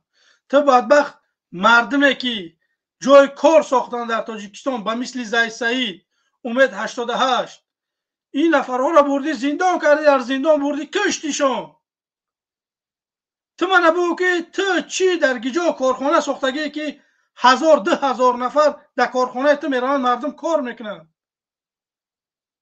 یک تابعیه که در 33 سال یک کارخانه ساخته باشه که مردم 1000-2000 آدم برای کار بکنه. نکردی. شما خودتون عقل نداره که یک چیز بسازه. تنها شما میتونه پلیتیو را ببینه و بدزه. چه مالکیت مردم را بکشه بگیره. در این چیز شما گرگه. این چیز شما میتونه. در این چیز خند نداره شما. شما را عقلتون نمیگیره که چخیل باید بودجه را برداشتن در کار. چخیل باید ساعت زندگی مردم را برداشتن در کار. این چیز شما نمیدونه. مردم کنعان پریده سودن، در آسمان مصر رفته سودن. ما اولی پوگویتسا نمیتونیم برآورده، تگمه خدای جونی کرته را برآورده نمیتونیم. مردم ماشین سویتی در برآورده سودن. 2030 سال شویتسار قطعی آلمان پال نیراست میگه که دیگه نه دیزل نه بنزین، الکترو میشه همش. شما چیکار کرده؟ نبرد مردم، هم مردم کم بغلی تاجیک تا 2013 را کرده رستموش کرده. بدبختو من بدونم که شما زوباچیست کمه براره بعد خیلی بکنی. بدبختو یگان چی نمیبراره، هم 4 کم بغلی که 4 ماشین میبره میخواه که یگان کار بکنن در تاجیکستان همونا را میگیره. بدبختو نمیدونم نلاکشونا بولو میکنه و میوره اوتیلیزاتیه. بدبختو ما در دولت‌های یوروپا زندگی میکنیم. ما برای اوتیلیزاتیا میبریم ماشین مونمیته پل مونمیتیان. شما بدبختو اوقات تو پایه برای اوتیلیزاتیا ماشین کردن. ما در همین دولت‌های اروپایی میبریم ماشین مونمیتیان با چند سومی میتیان 50-100 یورو که زیادتر هم خیلی میتیانه برای ماشین. اینا 13,000 سامانی باید بتی برای ماشین. به خدا قسم این همین پال نیروز دزیه، یگان چیز دیگه نیست. بچه ایقا تنیروفکا پلش گیجا میشه. ایقا نلوگی ماشین چند میلیون ماشینه تاجیکستان. 1,500 سامانی سالانه نلوگی ماشین زیاده. قطعی نامبرشین همش استراخوفکا میگیره، همون سوغورتا. یگان کسی یگان چی نمیته. من خودم در تاجیکستان چند بار این خیلی شیدگی که چند کس من زدگیه یگان کس ماشین من راست نکرد. من استراخوفکا کردگیم در دکمین دسته که من هم سوغورتا پلاتیت کردگیم. یکی یگان کسی اردام ده میکنه. شما این هم چیزا را میگیره مردم. یگان کار نمیکنه. با این اوتیلیزاتیش چیه؟ ولی شما بدبختو هم جای اوتیلیزاتیا را نداره. همون جای اوتیلیزاتیا را تا حال شما نداره. ولی 10,000-13,000 سومونی ایک جایی که مردم شما را میتیان. حاضی مردم نمیتونه در 10,000-15,000 ماشین بخره. با شما را 13,000-14,000 سومون دیگه با پلی اوتیلیزاتیا بتیان. این صاف دزدیه مردم. نه پلی مردم دزدیده سودیان. شما بجای با مردم یا آسانی بیارین باز هم همی بسنی این مردم با ظلم ظالمی میدن. این مردم خاموشن. این مردم از برای خدا ما لایق زندگی خوبیم. ما 9-10 میلیون به خدا کو ما اینقدر آب داریم، اینقدر زمین، اینقدر طلا، اینقدر چیزهای ما داریم، ما میتونیم که آدم واره زندگی بکنیم. مهاجر در بدر نباشین، در وطن خودمون باشین.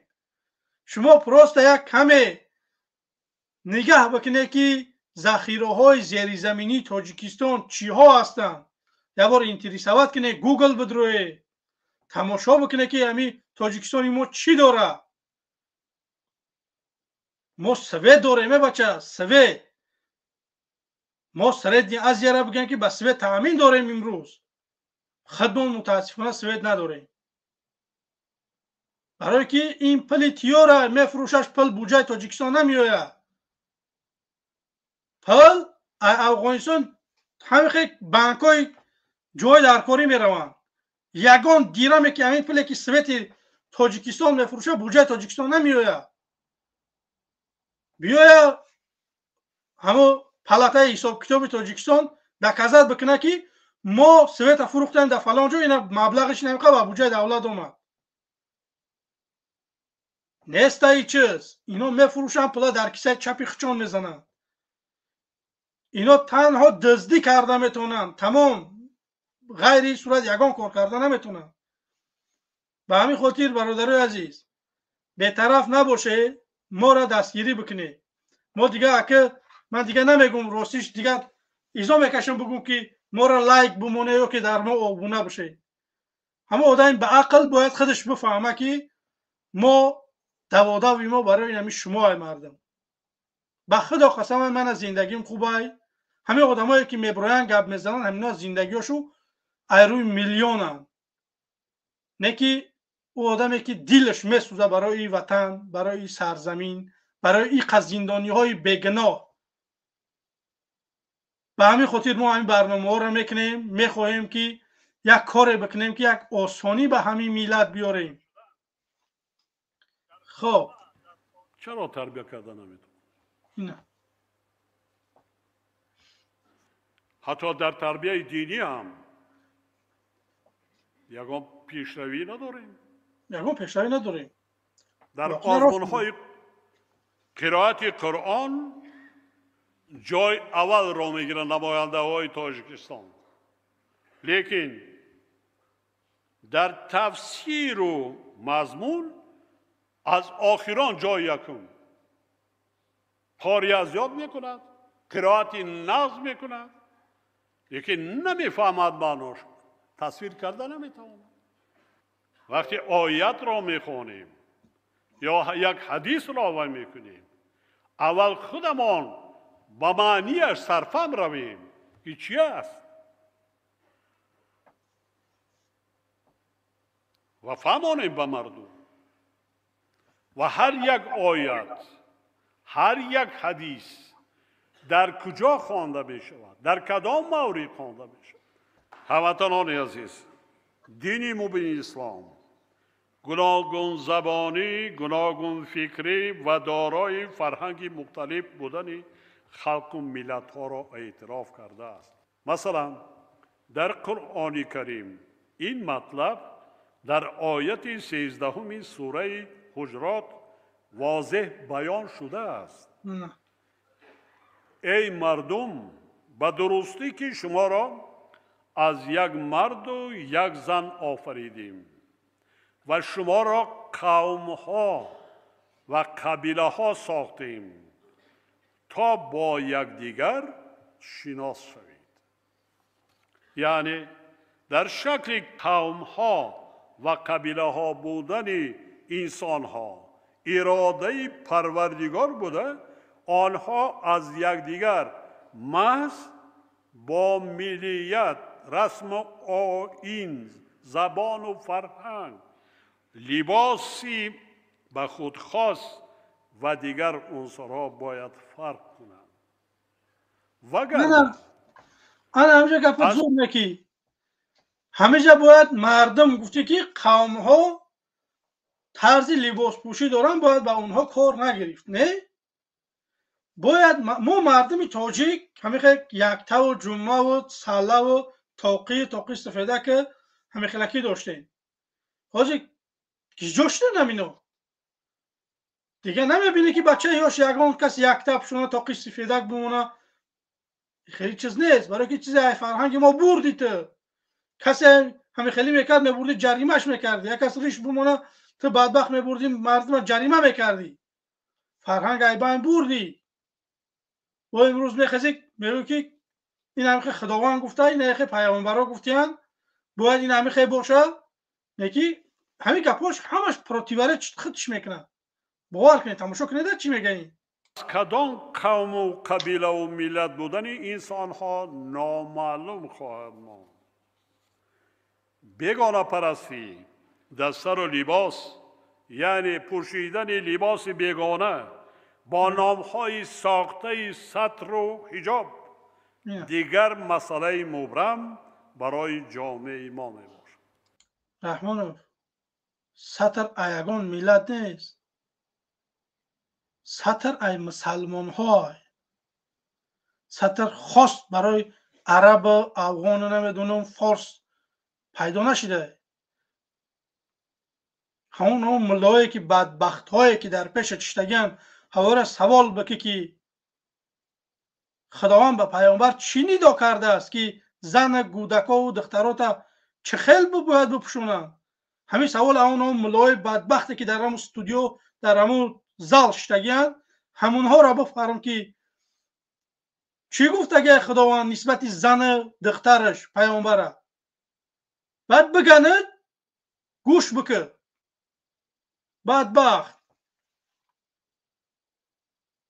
امروز تو نمیگذاره که مردم ما همون لباس تاجیکیش همون اطلس کرتای کشاد دراز نمیدونم نمالی سفیدی کلان اثرشون بگذارن. با امروز سگای تو میرون در همه شهر ناحیه ها با یک نمودی بگیم که فهمانده دهی میگذرونن. زنکا را نشان میده که چخه شما باید نمال ببندی، نمال باید نخی ببندی و پشتی گوشت نخی او خصوص ببندی. پیش برد این همیخه قطعی نمیجه نمی قد باید هوی باشه. کراچی استغفر الله درشی گوش میکنی. بیگانه شوی آداب و رسم و آیین لباس پوشی، بیگانه شوی فرهنگی است که استقلال فکری، هویت ملی و فرهنگی ملت را خللدار می‌سازد. آنهایی که میپوشند و خود را نمایشگاری میکنند فکر میکنند که اونا از دیگران فرق میکنند، اونا عقل دارند، اونا وای هستند، بالا هستند. هیچ بالا نیستند، اکثریتش بیسواد است. نه با دیگر کار هم است. امروز گروه های پیدا شدند که میخواهند و به خاطر هدف های اسلامی بلکه برای عملی سازی نقشه های غرضناک خود همه را زیر یک شعار تغییر دهند. موافق معلومات سرچشمه های معتمد در زمان ابو حنیفه نیز عالمان و دانشمندان زیاد شاهد سوء استفاده از دین به خاطر منافع سیاسی بودند، اما کسی به اندازه ابو حنیفه جرأت نداشت که به طور آشکارا مخالفت خود را با خودسری و کژدایی بیان کند. طوری که امروز مشاهده میکنیم گروه های افراطی و بیگانه پرست کوشش میکنند که برای رسیدن به هدفهای ناپاک خود با شعارهای دینی ما را از دولت و ملت خود، از اصل تاجیک بودن و پایه های استوار تاریخ و تمدن یگانمان دور سازند، در حالی که اسلام لباس نآورده است و همه روی او چهک همون مردگی تا سیاه کردی رحمانوف که اسلام لباس نآورده باشه. تو بدبخت چوه دروغ میگویه مسلمان هایی که همون زل داشتگی چوه صدا بلند نمیکنی، چوه خاموشه، از خدا بترسه. چه خیلی لباس نیسته برای مسلمان ها. چه خیلی در قرآن همه چی دو ما حاجت خانه روی مونه در قرآن ذکر کردگی که شما چه خیلی باید حاجت خانه بره. یک چیزی مالین کیه کو همون چیزا که خداوند برای ما گفتگیه. شما اوقا به سواد، اوقا گمراه، اوقا توپای شیرگی که در همین زاو شش نه همین تحقیر تو داره خاموشه. آیا لباسایی که امروز در تن ما اینا مال ما نیست، این مال امریکایی اروپایی خارجه. ما مردم مسلمان با مثل اونمو پاکستانی ها میپوشونن گو لباسایی که درست انا مخلقی باید داشته باشیم. انا او لباس مسلمانیه. این شیم کاستوم سپارتیفکا و نمیدونم فوتبالکا لباس مسلمان نیست. مسلمان باید همه کشاد درست بپوشونه که یگان جاش نتوه. امروز متاسفانه جنس میپوشونن همه جاشون میتوه، دخترشن بچهشن. چه خیلی سطره این چه خیلی لباسه. این بدبخت میخزه همه گپا را میگه کو یک نفر صدا بلند نمیکنه جناب عالی همهشون خوابشو بردگه اونجا. آی بدبختو شما چه میمره کو من بخدا کو نمیدونم. شما دوزخ تحترین میری.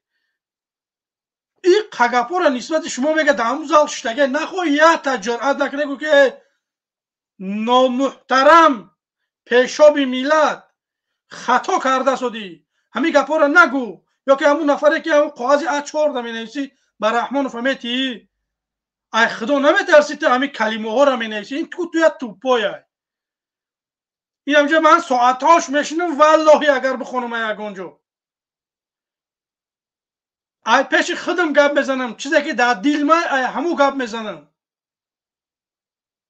چیزی که در سر من همو را میگم، چیزی که در نظرم میاد همو را میگم. رحمانوف میتونه که نیم ساعت به کاغذ گپ بزنه.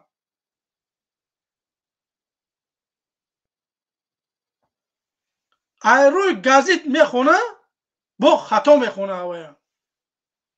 خب میریم. ملت ها و قوم و قبیله ها لباس ملی خود را با شرط های اسلامی مطابق کردند و خلاص. واقعیت بیانگر آن است که هر ملت بنابر سابقه فرهنگی خود در لباس پوشی رفتار و عنعنه‌های مخصوص دارد که ارزش‌های مادی و معنوی گذشته ما را انعکاس می‌نماید و هر ملت از روی زبان، فرهنگ و شکل و طرز لباس پوشیش شناخته می‌شود. مثال عادی میارم و باعث افتخارم است.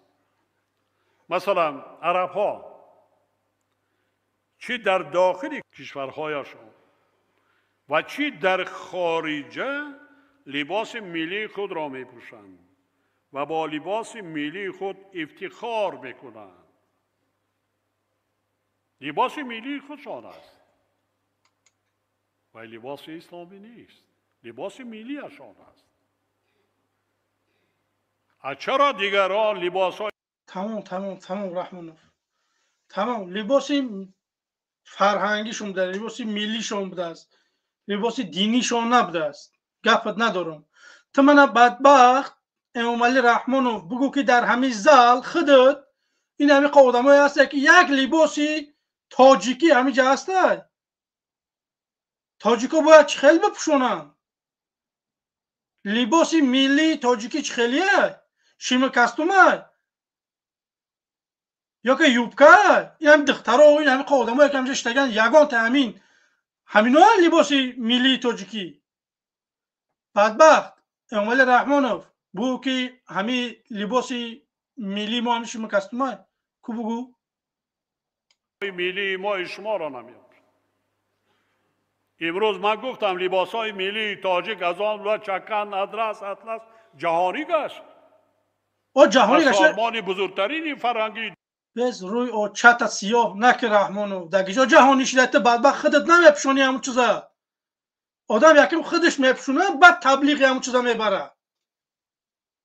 تو خودت لباسای بیگانه را پوشونده بیگانه پرستی داری، بو مردم میگه که بیای به فرهنگ بر بگردی. باید شما کارگرای حکومت، باید ای رئیس جمهور تا کارمندای عادی باید لباسی ملی تاجیکی بپوشونن که مردم اونا یاد بگیره و همون لباس را بابر بکنن. شما بدبخت ها لباس خارجی میپوشونه، این مردم به شما را چی یگان گوان دیگه؟ مردم حق ندارن شما کاستوم پوشونه یا که سپارتیفیکا یگان چیز دیگه حق ندارن، فقط هنو شما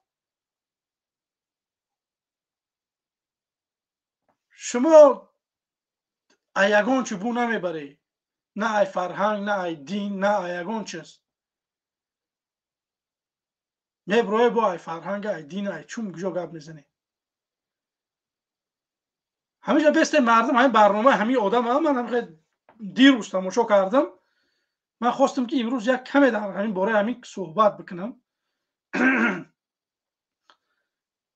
این چیزی میگه که اپراتیوره چیت میکنه، این همین گپا باید یک نفر هم شیشتگی باشه رحمانوف در استاله سوال جواب کنه، بعد همین گپای رحمانوف مردم به همه کی بگه؟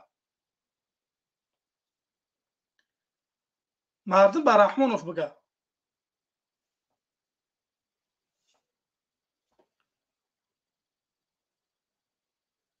خب دلش میدیم دنیا یونیست.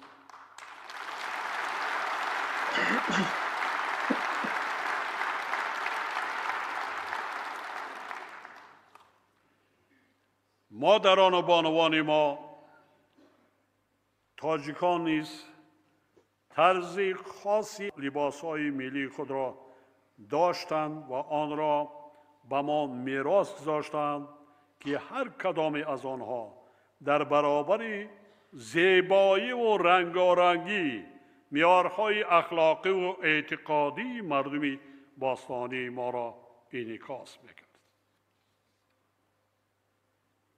از این لحاظ ما باید به خاطر حفظ اصالت و ارزش‌های ملی وارد شوی لباس‌های به نام دینی اما به عرف و عادت و فرهنگ ما بیگانه را پیشگیری نماییم، مگر به جای تقلید و لباس بیگانه با سواد و با عفت بودن احترام پدر و مادر و شوهر را به جا آوردن بهتر نیست؟ در نزد میرا گشت تجربه بیش از 32 ساله همکاری‌های ما با کشورهای عالم اسلام بخصوص و کسب و هنر باید در مرکز توجه همه اهل جامعه قرار داشته باشد. خادمان دین نیز وظیفه دارند که جوانان و نورسان را با آموزش علم و دانش‌های دنیوی بازپرسی بیگانه شوی فرهنگی است که استقلال فکری، هویت ملی و فرهنگی ملت را خلل‌دار می‌سازد.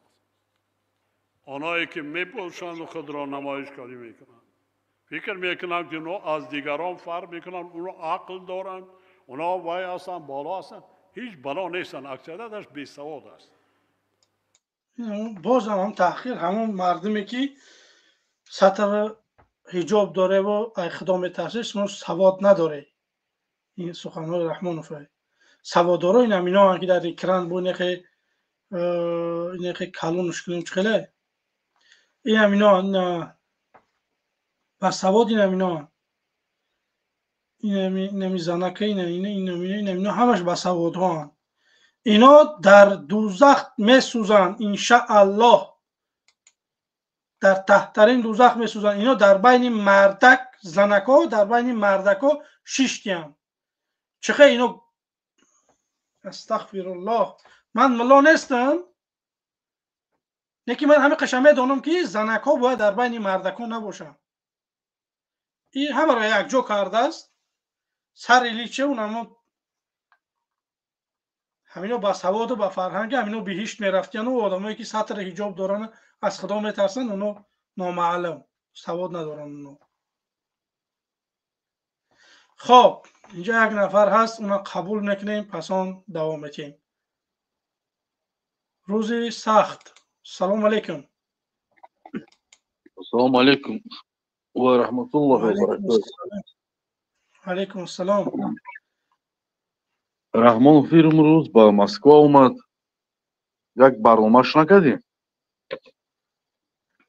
آخه حالی کبرا چیکار بد میکنه میره با دپورت میکنن مردم یا که چیکار میکنه ولی میره بعد معلم میشه بعد یک دو روزش بعد معلم میشه که رحمانوف رفت چی گپاشی به جای برای یگان خوبی بیاره بعد با همون نره خوبتر است میره بعد پرابلم در سر مردم های اومدن что میدونی که پیشواز گرفت یک آدم گرفت که و آدم در помощник правительства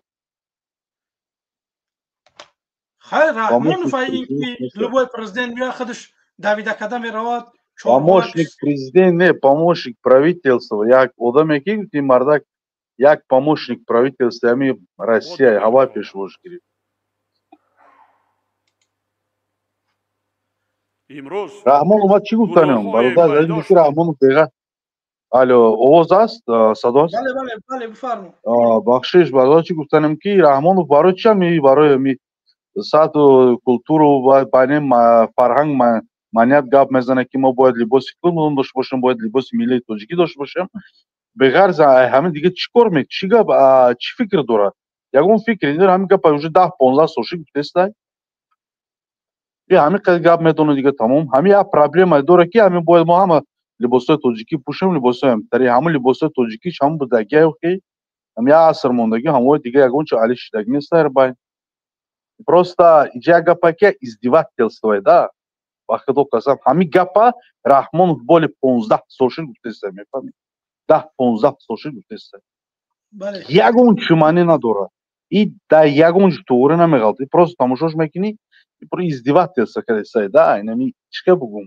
ҳами халқи чумо кадаga любой ки пораш ҳамо ки гав задан мегирад чӣ мегиша ҳич боҷи шитаган гуфтам хад нишон дод ки шитаган я барбар аст ҳамон либосҳои чӣ пӯшидаган и хеле даже тоҷикита монанд нест бай просто як халқ издеваться карда намефаҳмам ин Москва омад барзагор шитага ягон гапис гап мезана бовар ки рисиша ку ба худо қасам айзота мемарӣ не ино одамои Советский Союзанд бояд як намуде гап зананд ки перфект боша забони инҳо мо нафарҳои истиқлолиятем чӣ хеле ки хичон мегӯянд мо да каме бояд мушкилтар боша забони русӣ ва англисӣ ва намедонам арабӣ ва дигар забонҳо барои мо ҷавонҳо бояд камтарак мушкилтар боша барои ки онҳо дар даври СССР таваллуд шуда буданд бародар Халил ҳамин одам баъди 30 чанд сол дар ҳамин халқи химон дар Тоҷикистон президента конституция не конституция беспрецедентный президента тоҷикӣ хича соз гавзана майля урси тоҷикӣ милли хича соз гавзана ҳамақад прекрасно медонӣ дар ҳамо ҳар як барномааш гап мезана канда гап мезана мефаҳмед канда дар ҳамин ҷо намиҷа хидат мисол дар ҳамин ҷо хидат бе ягон чикеле боша набоша айру қонун конституция боша набоша гап мезанӣ гап задан мегирӣ фаҳмидӣ ӯ одам канда тоҷикӣ хича 100% гап зана 90% тоза гап зана хушрӯ культурна ба конституция қонунӣ гап зана мо хай тагда бигӯем ки на самом деле саводуш ба ақлуш дига буда дар инҷо омадаги дар пеш як диктати дига шиштага ирсӣ гап мезана ба ҷое ки хай биги ки ягон культурно чётко ясно понятно гап мезана мисол ништяк охи намепорад гӯш кунӣ мефаҳмӣ бале хоб бародари азиз ман инҷа камтар гуфтам амир Раҳмонов бимонам хоб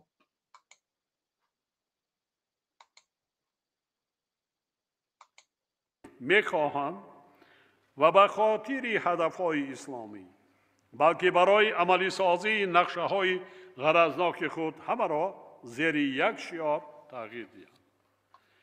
موافق معلومات سرچشمه های چرا ناشکری از فرهنگ، از زبان، از تاریخ، عرف و عادت خود کنیم؟ چرا؟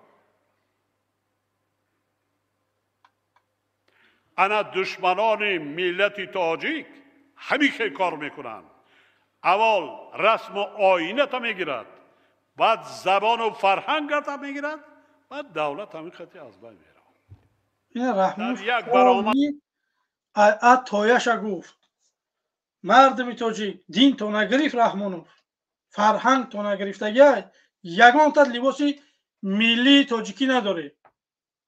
این زال ده کدمشتگی یگان نمود لباس ملی تاجیکی نداره. همه هیچ چیزا رحمانوف اشما گرفتگیه. رحمانوف هیچ چیزا اشما گرفتگیه. به همین خاطر کدام روزه هر زمین همین یکش در خیتای داد، یکش در قرقیزا داد، یک قیدیگش در ازبکستان میتیه، یک قیدیگش یگان کسی دیگر هم خیلی میتیه. فقط میروه تمام دولت ای بین میروه. به همین خاطر بیای یک کار بکنیم مردم. خب علی سلام علیکم. علی سلام علیکم. میکروفونتون رو بکشوی بفرمایید. اکه الماس برای امو محمد اقبال فیتروزا جمع کنم. روی تو سیاه نیستی، تو هم جمشیدی بز نیستی ها؟ روتون سیاه شما دیگان معرکه دیگر رهتون نمیتین.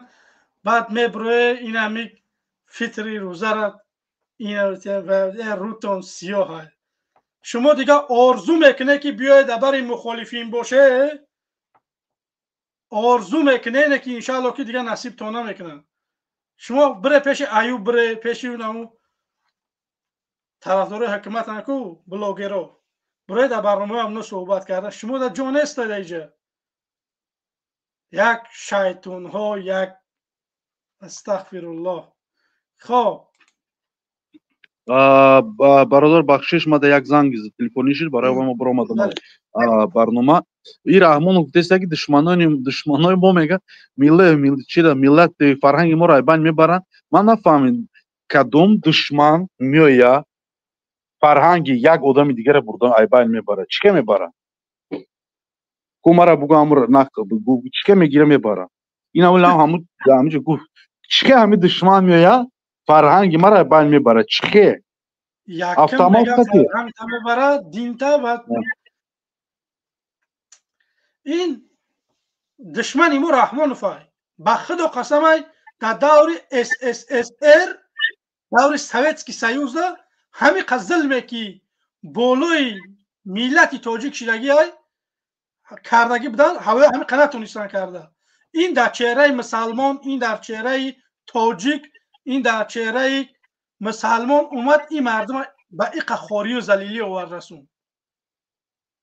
دور کمونیستی بود همین قایم مردم کو خور زور نبودن. باور که همون کمونیست ها خوبتر همین رحمانوف بودن. همون چند هم بده مسجد محکم کنی، مثال فرزنده را نمیدونن که تعلیمی قرآن بگیرن نمیخلکی نکی جوهای پتپال نی بدین میدونستن که هم جای پتپال نیان بهتن تمام تو غوری ابری. نه بله میفهم، بله برادر میفهم. برای چی نگاه کده رحمانوف در یک سال اگر 2 بار 3 بار 4 بار برآمد کنه، برآمد یکی مثال همین برای общий خلق برای چی برآمد کنه، یگون گپی معنی نداره. هوایرا تکرار با تکرار گفته است. هر یک برنامه‌اش دا اهمیت بده. هر یک برنامه‌اش دا هوار تکرار پاک تکرار گفته است. یگون چو نویگری نیست که بگه که ما چیکار کردیم، چی بنیاد کردیم، چی آبادی کردیم، کدام больница مالیسا فرناندسکی школа مثال راه رو آبادی چی آبادی کردیم. این برآمده میگه فهمو خب کنیم ما بوتاری کنیم فرهنگ ما رو میای بند میبرن. تو ما را دیوانه کردی رحمانوف.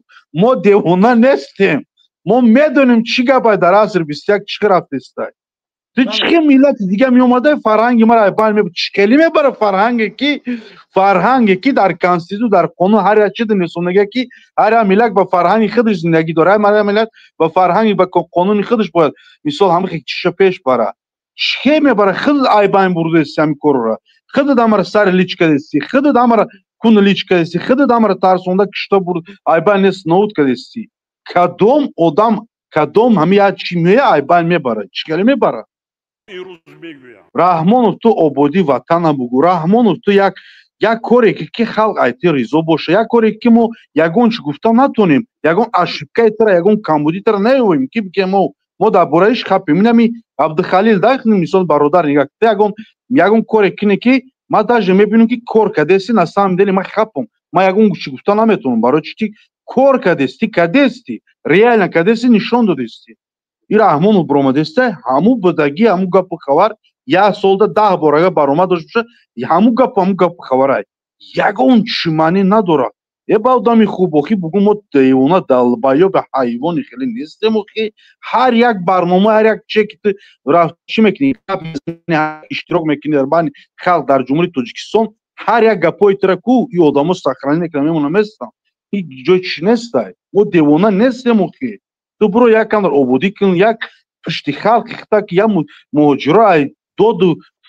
دو وی مهاجرا براز یک کاری که در هم پیش خداوند چی باشه روز تو روز تا سیاه کدر اتش در پیش خلق 10 میلیون توجیک 10 میلیون همین خلق مون 10 11 میلیون باور که در جون همین خود прекрасно میدونی چی گپم просто یک رژیم دیکتاتوری فهمیدی همین خلق روز تو روز رنگ تامبال ور رنگ همین چیکار بگم دالبایب کداگی همین چور پافتور کده است فهمیدی نه که ما رحمان و باور که ما دالبایب نیستیم ما میگی که умнейшим فهمیدی ما خودمون نکی رنگ خیلی умнейшو نمیگیریم ما والله قسم ما میتونیم که در همین راهی ما در همین وطنمون یک کاری کنیم که یک از خطیه با که همین آدم یک کار کرد فهمیدی آینده ما همین که ما باید خدمت کنیم ما بیزارم ای خود نشوندهی ای خیلی فهمیدی های هوی کردن فهمو بله برادر عزیز اگر نگاه کنید که اگر همین حکومت سوید بتیه با مردم اگر آزادی سخن باشه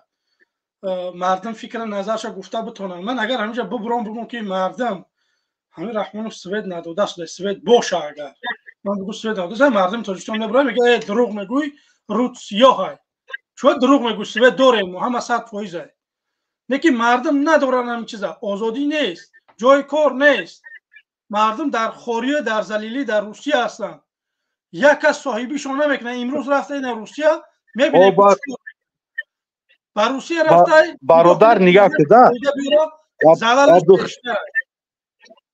عبدالخلیل برادر گوش نگاه کده بخشش ما در بین چی میدارم اینم کده یک 3-4-5 هزار کیلومتر از تاجیکستان برینی دمی چند سال شد که ای وطن به وطن ما به وطنیم دیگه همین روز وقت در رژیم دیکتاتور به وطن شدیم نه که ما پرابلمایی که میدونیم ای دوریم رحمان همه پرابلم را میدونه در دوری وطن زندگی در همونجا زندگی داره در همونجا کارش برده است در همونجا دیکتاتوریش برده است ما ای چند هزار اید وطن برینیم یکی چی کارایی که میدونیم میفهمیم راست رحمان کو ازدواج کرده است ای ازدواج دیگه زیاد نمیشه والله قسم میدیم والله قسم پیش همین اومدگیش ولی همین اومدگیش همه جدام شرمنده میکنه میروی میفهمید ای شرمندگی دیگه زیاد نیست باور کده برادر عزیز اینجا ما 10 دقیقه دیگه عبدالخلیل ما کم تراجی چیتی هداش چی شدستم уже бега همه با کبایم نماز چیشیم داوداو کردیم برادر پناتون مخدون ان شاء الله با در سیوازی خدا نگهبان جا یک نفر دیگه است اونا قبول میکنیم پس خداحافظی می‌کنیم خب فاروق سلام علیکم فاروق میکروفون تا بکشو بفرمو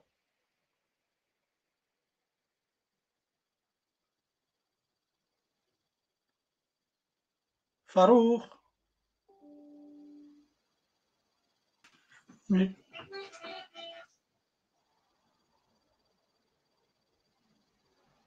خب شما نمیتونه صحبت کرده خب من اولا افتخار میکنم که من تاجیکم و بعدا مسلمان من دارم این فخر منه که اکنون تاجیکای بعد مسلمان این بدبخت با جایی که فخر کنه که من مسلمانم و بعد تاجیکم میگه من فخر کنم که من تاجیکم این بدبخت خب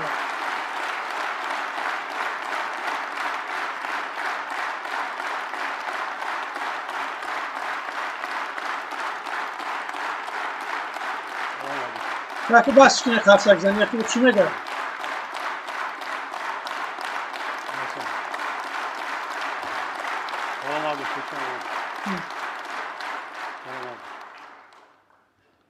کمیته کار با زنان و آیله وظیفه‌دار کرده میشوند که در همکاری با طراحان وطنی طرح‌های زیبا و گوناگون لباس ملی را موافق نیازهای اعتقادی و اخلاقی زنان و خواهران و مادران ما تهیه و پیشنهاد سازند. به شورای علمای مرکزی اسلامی توصیه داده می شود که در مهلت یک ماه نظر خود را عاید به مسئله مذکور در دایره منفعت‌های دولت تاجیکستان و فرهنگ ملی با ارزگذاری با ارزش‌های مذهبی حنفی معین نمود. محترم خادمان دین، شما خوب می‌دانید که خادم یعنی خدمتگار دین بودن معنی مسئولیت داشتن هم در نزد خدا و هم در نزد مردم را دارد. چنین مسئولیتی بزرگ از هر یکی شما تقاضا می نماید که پیش از همه خودتان در گفتار و رفتار و کردار و اخلاق حمیده انسانی نمونه عبرت جامعه باشید. در مرحله معین تاریخی خب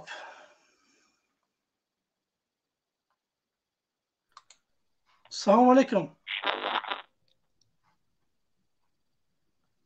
الو. بله بله سلام علیکم. سلام علیکم الماس. و علیکم السلام. همین چیکار کنم که قطعا جمشید یا برما هم صحبت شوم؟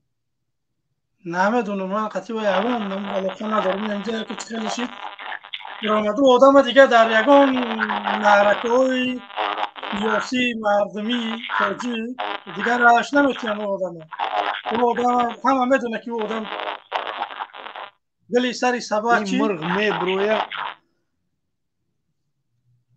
یا گپو میزنه که یا برگ همی یگان نمر داشته باشه یا همی نمروی مرا میتیش یک کانال دارن در جای گپ میزنن. من روشی شکل نمیدونم در جای گپ میزنن خود به خودش. نسان اون دل ده حیات مردک نبوده همی آدم. ای پشتی تو چانقه گپ زد، ای پشتی محمد اقبال گپ زد. که همین زنه کشیدی پشتی مردک و گپ میزنی. خیلی مرا نبرور اگر یگان چوپلوس که درآمد من میجام. گرد من برادر عزیز آخری برنامه کمی دیگر ماندگی بود. رحمان خود توقفش گوش میکردم پس اون خداحافظی میکردم. خب یک نفر دیگه از همجا قبولش منیم بیست. خب سردار سلام علیکم. السلام علیکم و رحمت الله و برکاته. ساز اکا جان تو اینجا خوبی؟ سلامتی خوبم؟ و علیکم السلام. درسته؟ صدا خوب است اکا جان؟ بله بهترین. یه جمشید میگه که مردک میگه که ما جمشید میگه مردک نبوده و خوی او اگر مردک میبود کرتا ویزور زنکی نمیپوشیده نمیبرومد چند نمایش نمیدود. او خودش قوی شد که من مردک نیستم. و یکمش بعدی امروز که در لعنتی را برادر عزیز میگه توکلش به خدا نامی همون نگیره. به خدا فیض و برکت همین کانال میگریزه. با خدا راست میگوی انا این لعنتی دیگه چی پات کیسا پات دانش خواه کاگی بومانا چون تو شوق و شوبات چون چه گفتست است این کهی برنامه کهی نبایید همین نه یا چند روز پیش همین در تاجیکستان این برنامه را کردگی بود.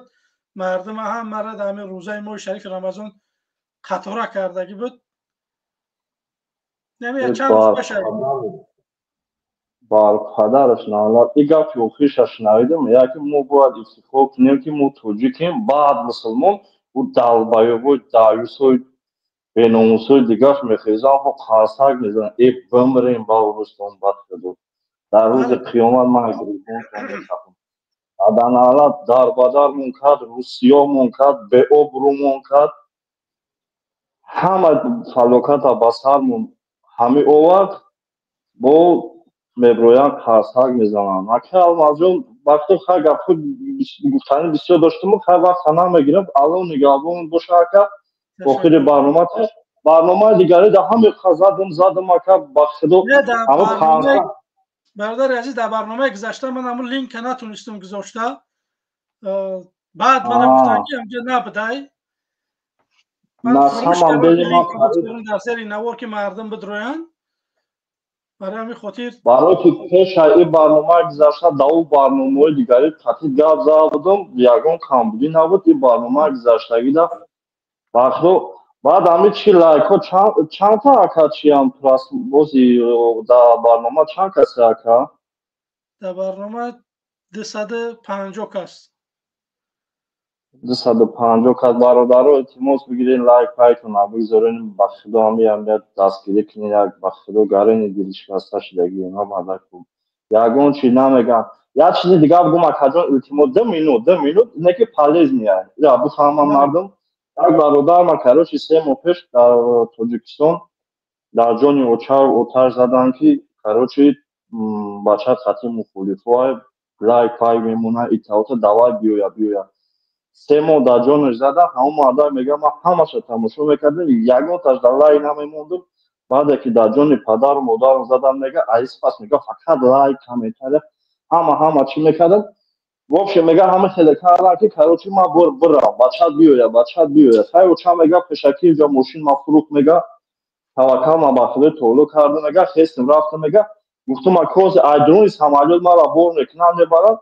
میگه رفتم 2 روز در خونه ایستادم میگه درک نداشتن که ما اومدم اگر همین لایک های اگر یگون چی میشید همین سمالیات بور چیش میکنه میگه 3 ماه میگه در همه برنامه گذاشتم و میگه بدرو اومدم لایک میمونی میگه رفتم خیلی همون چی پالپچون میکنم میبرم مثلا یگون چی نشده میگه 2 روز پس بعد چم میگه بعد زنگ زدن که بچه سریش کم گذروندی خیلی وقت است که بچه هم اومده با میگه رفتم میگه 37,000 سوم من میگه پدن حالاتو کندن گرفتن میگه بعد پرسیدم که چی با دروغ میگین خب خیلی دکازات اینه که ما در جولای موندم کمیتر نیستم تا که ترا بزی کردن در مسکو حتی همون چهل دفترش لوگو کسی مونده است تماشا میکرد گوش میکرد کوارتر در تلویزیون پات پوچاد میکرد درست بزیش کردن لایک یگان چی نمیشه و ایرا مقصد که میره گفتم دونسته باشین نه ما اگر یادش میشید نه ما میشید چند تا اوکیم یا سال اوکیم فقط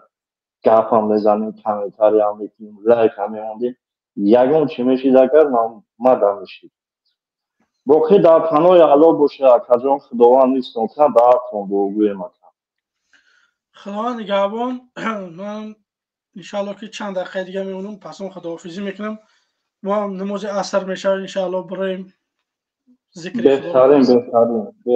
بهترین خدا قبول کنه کجا خیلی تعطیتونین در دستگیری میکنم کردم برنامه تشکر خداوند نگهبان خداوند نگهبان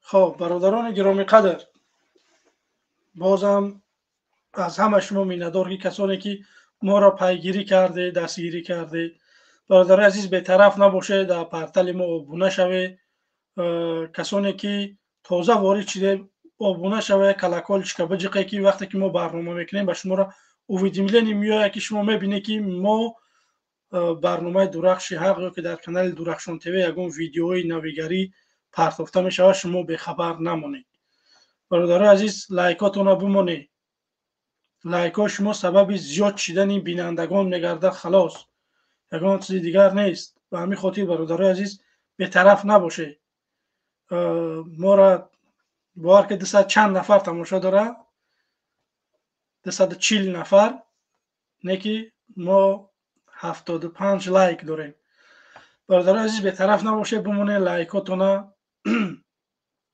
انشالله که همش خوب میشه ما کار میکنیم که انشالله این رژیم بین میبریم یک حکومت میسازیم که حکومت همه شمول باشه تا برنامه های دیگه برادر عزیز شما را من به خدا میسپارم دعاگو باشه این ماهی بزرگای به دعا باشه انشالله که پیروز میشویم خب برادر عزیز اینجا یک نفر دیگه است من قبول کردم میتونم آخری برنامه بازم میگم که خدا نگهبان تا برنامه‌های دیگر انشاءالله که وقت با مدرویم با مردم هم صحبت میشیم. سلام علیکم.